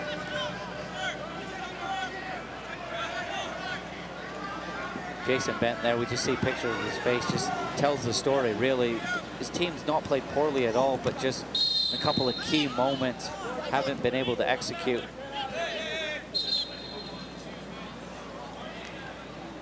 And that's going to be a yellow shown to David Estrada, as he knocked away the ball as Liam Frazier was trying to get in position for a free kick.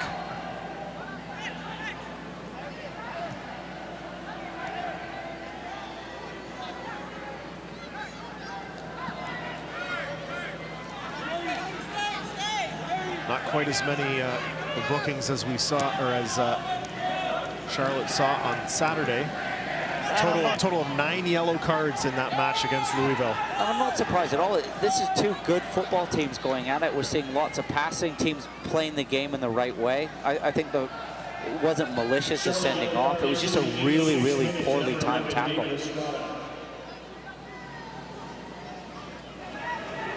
I think tonight's game has been a wonderful advert for the USL.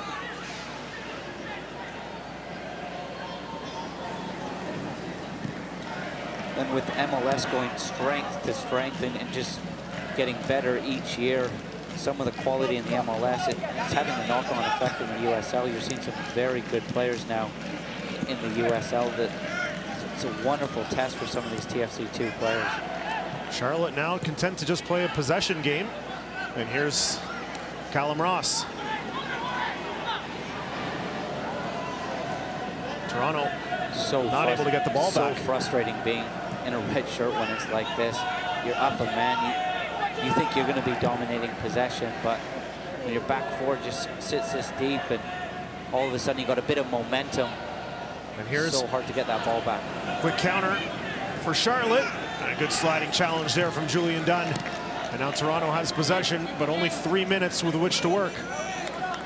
Plus at a time. Brian James pushing forward. Wins the free kick.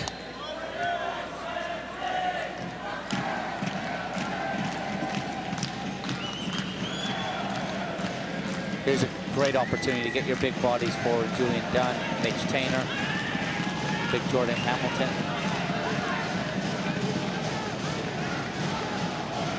We have seen some late game dramatics at the Ontario Soccer Centre. Will those transfer over here to BMO Field for the Young Reds? 88 minutes, number 63, Liam Fraser.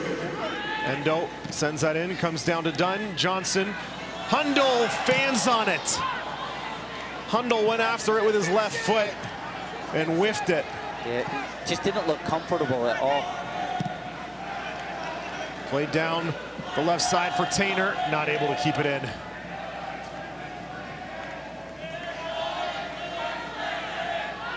Here, we just take another look at the goal. Great tackle from Ekra. This is a goal to go 2 up, 1 up for Charlotte. Ball's played in behind, and Dunn's 1v1 here. He tries to go and get really close to Siaj. For me, he just needs to get back, run in a straight line back to his goal and just cut off Siaj rather than going straight at Siaj. Siaj just has half a yard of pace and he burns him for it. What he needs to do is just track back, run straight at that goalpost and just try to cut Siaj off rather than go in and try to take Siaj down 1v1. Siaj just has that burst of pace to go past him, and it's a great finish. He just opens up his body, almost Thierry Henry-esque, and just gets it past Pays. Pays doesn't time it right either. He's off his line too quick, or not quick enough. He's kind of caught in between in no man's land. He doesn't set himself for the shot to make a save, yet he's not off his line quick enough to get to the ball. Really makes Siaj's mind up for him. While we were showing the replay, yellow card was shown to Cody Meisel, as instead of going to take the goal kick, he went over to high-five a teammate for good defense. So David Barry not having any patience for those tactics here this evening. McCreary. That's better for McCreary. Don't just put a hopeful ball into the box. Try and build it up. Dunn whips it over to Morgan. Had a little trouble handling it.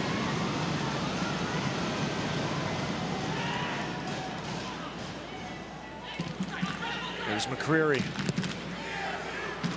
Trying to play back for James. Dispossessed. Dunn with a good sliding challenge. Keeps it in Toronto's favor. Up for Endo. Endo looking to make something happen. Has Morgan behind him. Dispossessed by Estrada. Carried out by Johnson. Able to keep it in play. Pushes up for Herrera. They will now send it to midfield. 3 minutes of added time. Toronto pushing for the equalizer. McCreary runs it down on the right side. McCreary crossed in, headed away. Ball still available. Pushed up by Ekra. Tainter. James. Frazier. Hamilton. And that's sent into the third row. You can't take that on first time. Did you say third row or 30th row? Well, it's third row of the second section there. Of the Kings of Leon concert. When the ball's wrapped at you that quickly, you cannot hit it first time. It's good hold-up play from Jordan Hamilton, but the pace that he fires the ball at Brian James, you have to recognize, take a touch there, set yourself. You've got so much time, and then take your shot. You can't take that on first time. Beckham couldn't put that in the top corner at that pace. Probably ended up being about the 6th or 7th row, but at the time it was launched, it looked third row. Here's Herrera with an opportunity to put it away, and he sends it wide. Jorge Herrera, that close. He moves extremely well. It's hard to believe he's 36 years of age. Shows all his experience there. Just feints done, lets it settle. I think that's one he'd like back. He's got the technique to just place that in the bottom corner. James. So we're about halfway through added time. Hamilton, pass looking for Morgan. It does get there. Didn't look like it was going to. Strato slid to try and intercept it, and he missed it.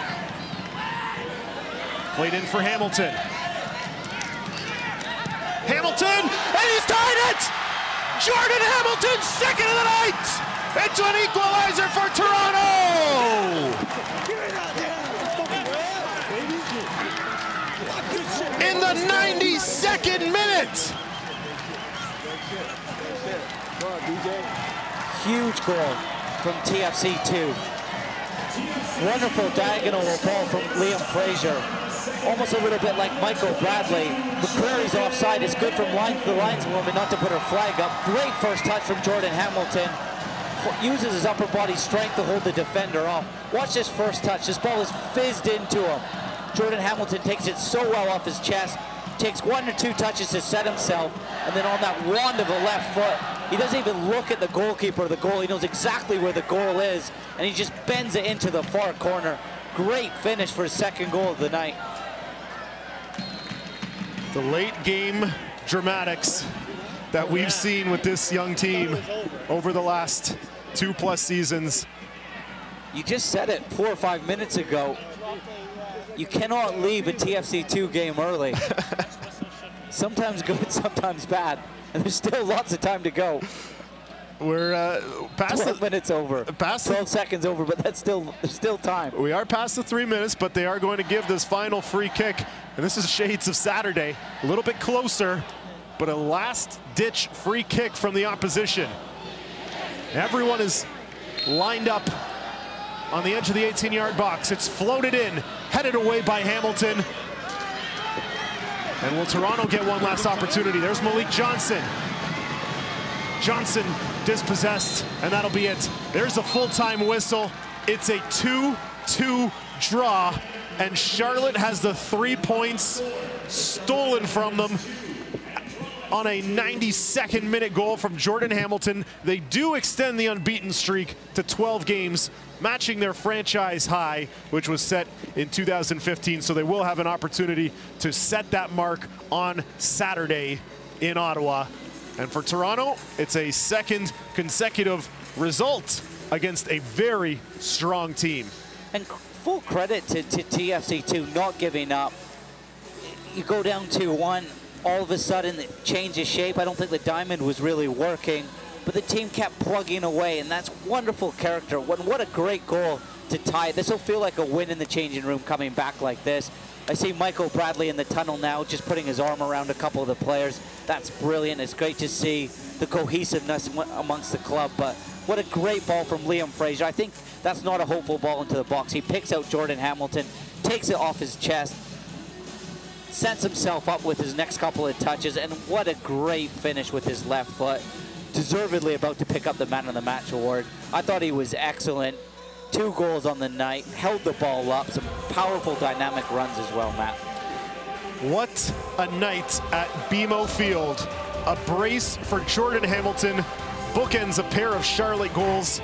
It's a 2-2 draw. Terry and I will be back to wrap it up right after this.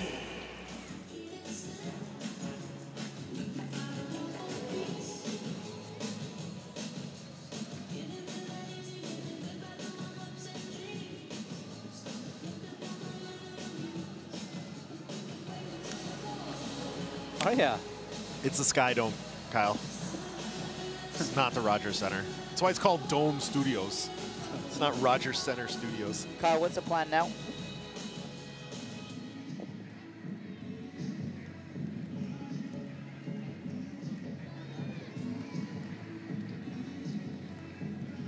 TFC2 is back in action at the Ontario Soccer Center on Wednesday, August 30th. First St. Louis at 7:30 p.m. Tickets are available for as low as $12. Visit TFC2.ca. Call 416-815-5513 to secure your seats today. TFC2, where rents are made. TFC2 would like to thank all fans for coming to tonight's match at BMO Field, and we remind you that if you have been drinking, please do not drive. Thank you for supporting your TFC2. Please have an excellent night and a safe drive home.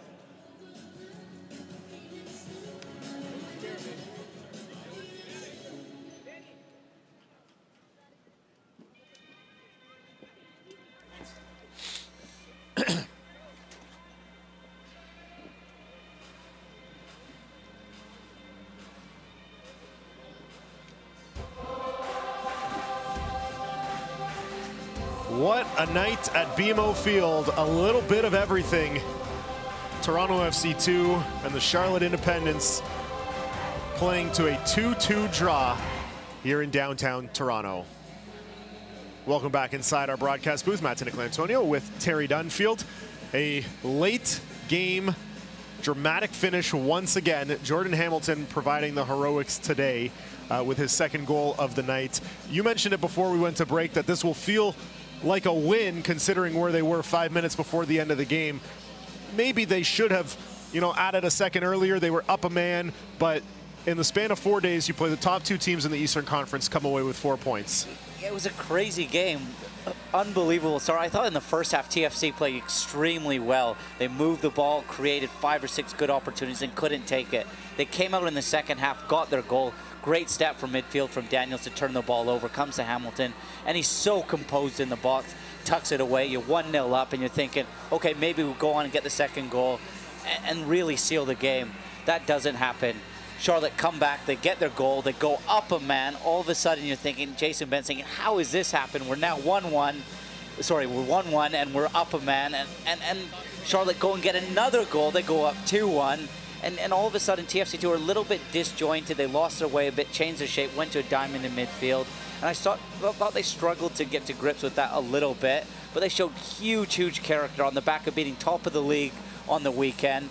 Now, in injury time, it's a wonderful ball from Liam Fraser to the back post. It's a Hamilton show. It's a great touch from him. Composure, technique, and then it's a wonderful strike with his left foot. Doesn't even look at the goal, whips it into the back post. Reminds me of 3 years ago right here, Jordan Hamilton, 2 goals against Tottenham Hotspur, a friendly. Those were his first 2 goals for TFC. Let's take a look at the, we'll get a look at the full-time stats. Jordan Hamilton was fantastic though tonight and well deserving of 2 goals. You see those 2 goals, 18 shots for Toronto, 6 on target, possession relatively equal. Final thought on Jordan Hamilton. I just want to keep gushing about him. He's just such a complete player, and he's got everything. He just needs that little kick up the butt, that work ethic, and I think performances tonight will be massive in his development. Look, he's got bigger things, and no disrespect to the USL. He should be playing in the MLS somewhere. He really is a focal point, and he's so dynamic, and he's got such soft feet, and he knows where the goal is. Canadian international, I've got such high hopes for him. It was a dramatic finish once again. Charlotte will be happy with the point. They'll have a chance to set their franchise record in Saturday on against Ottawa. Toronto will be back in action Sunday in Bethlehem. The final from BMO Field, 2-2 for Terry Dunfield. I'm Matt Antonio. Thanks for joining us. Have an excellent Wednesday night.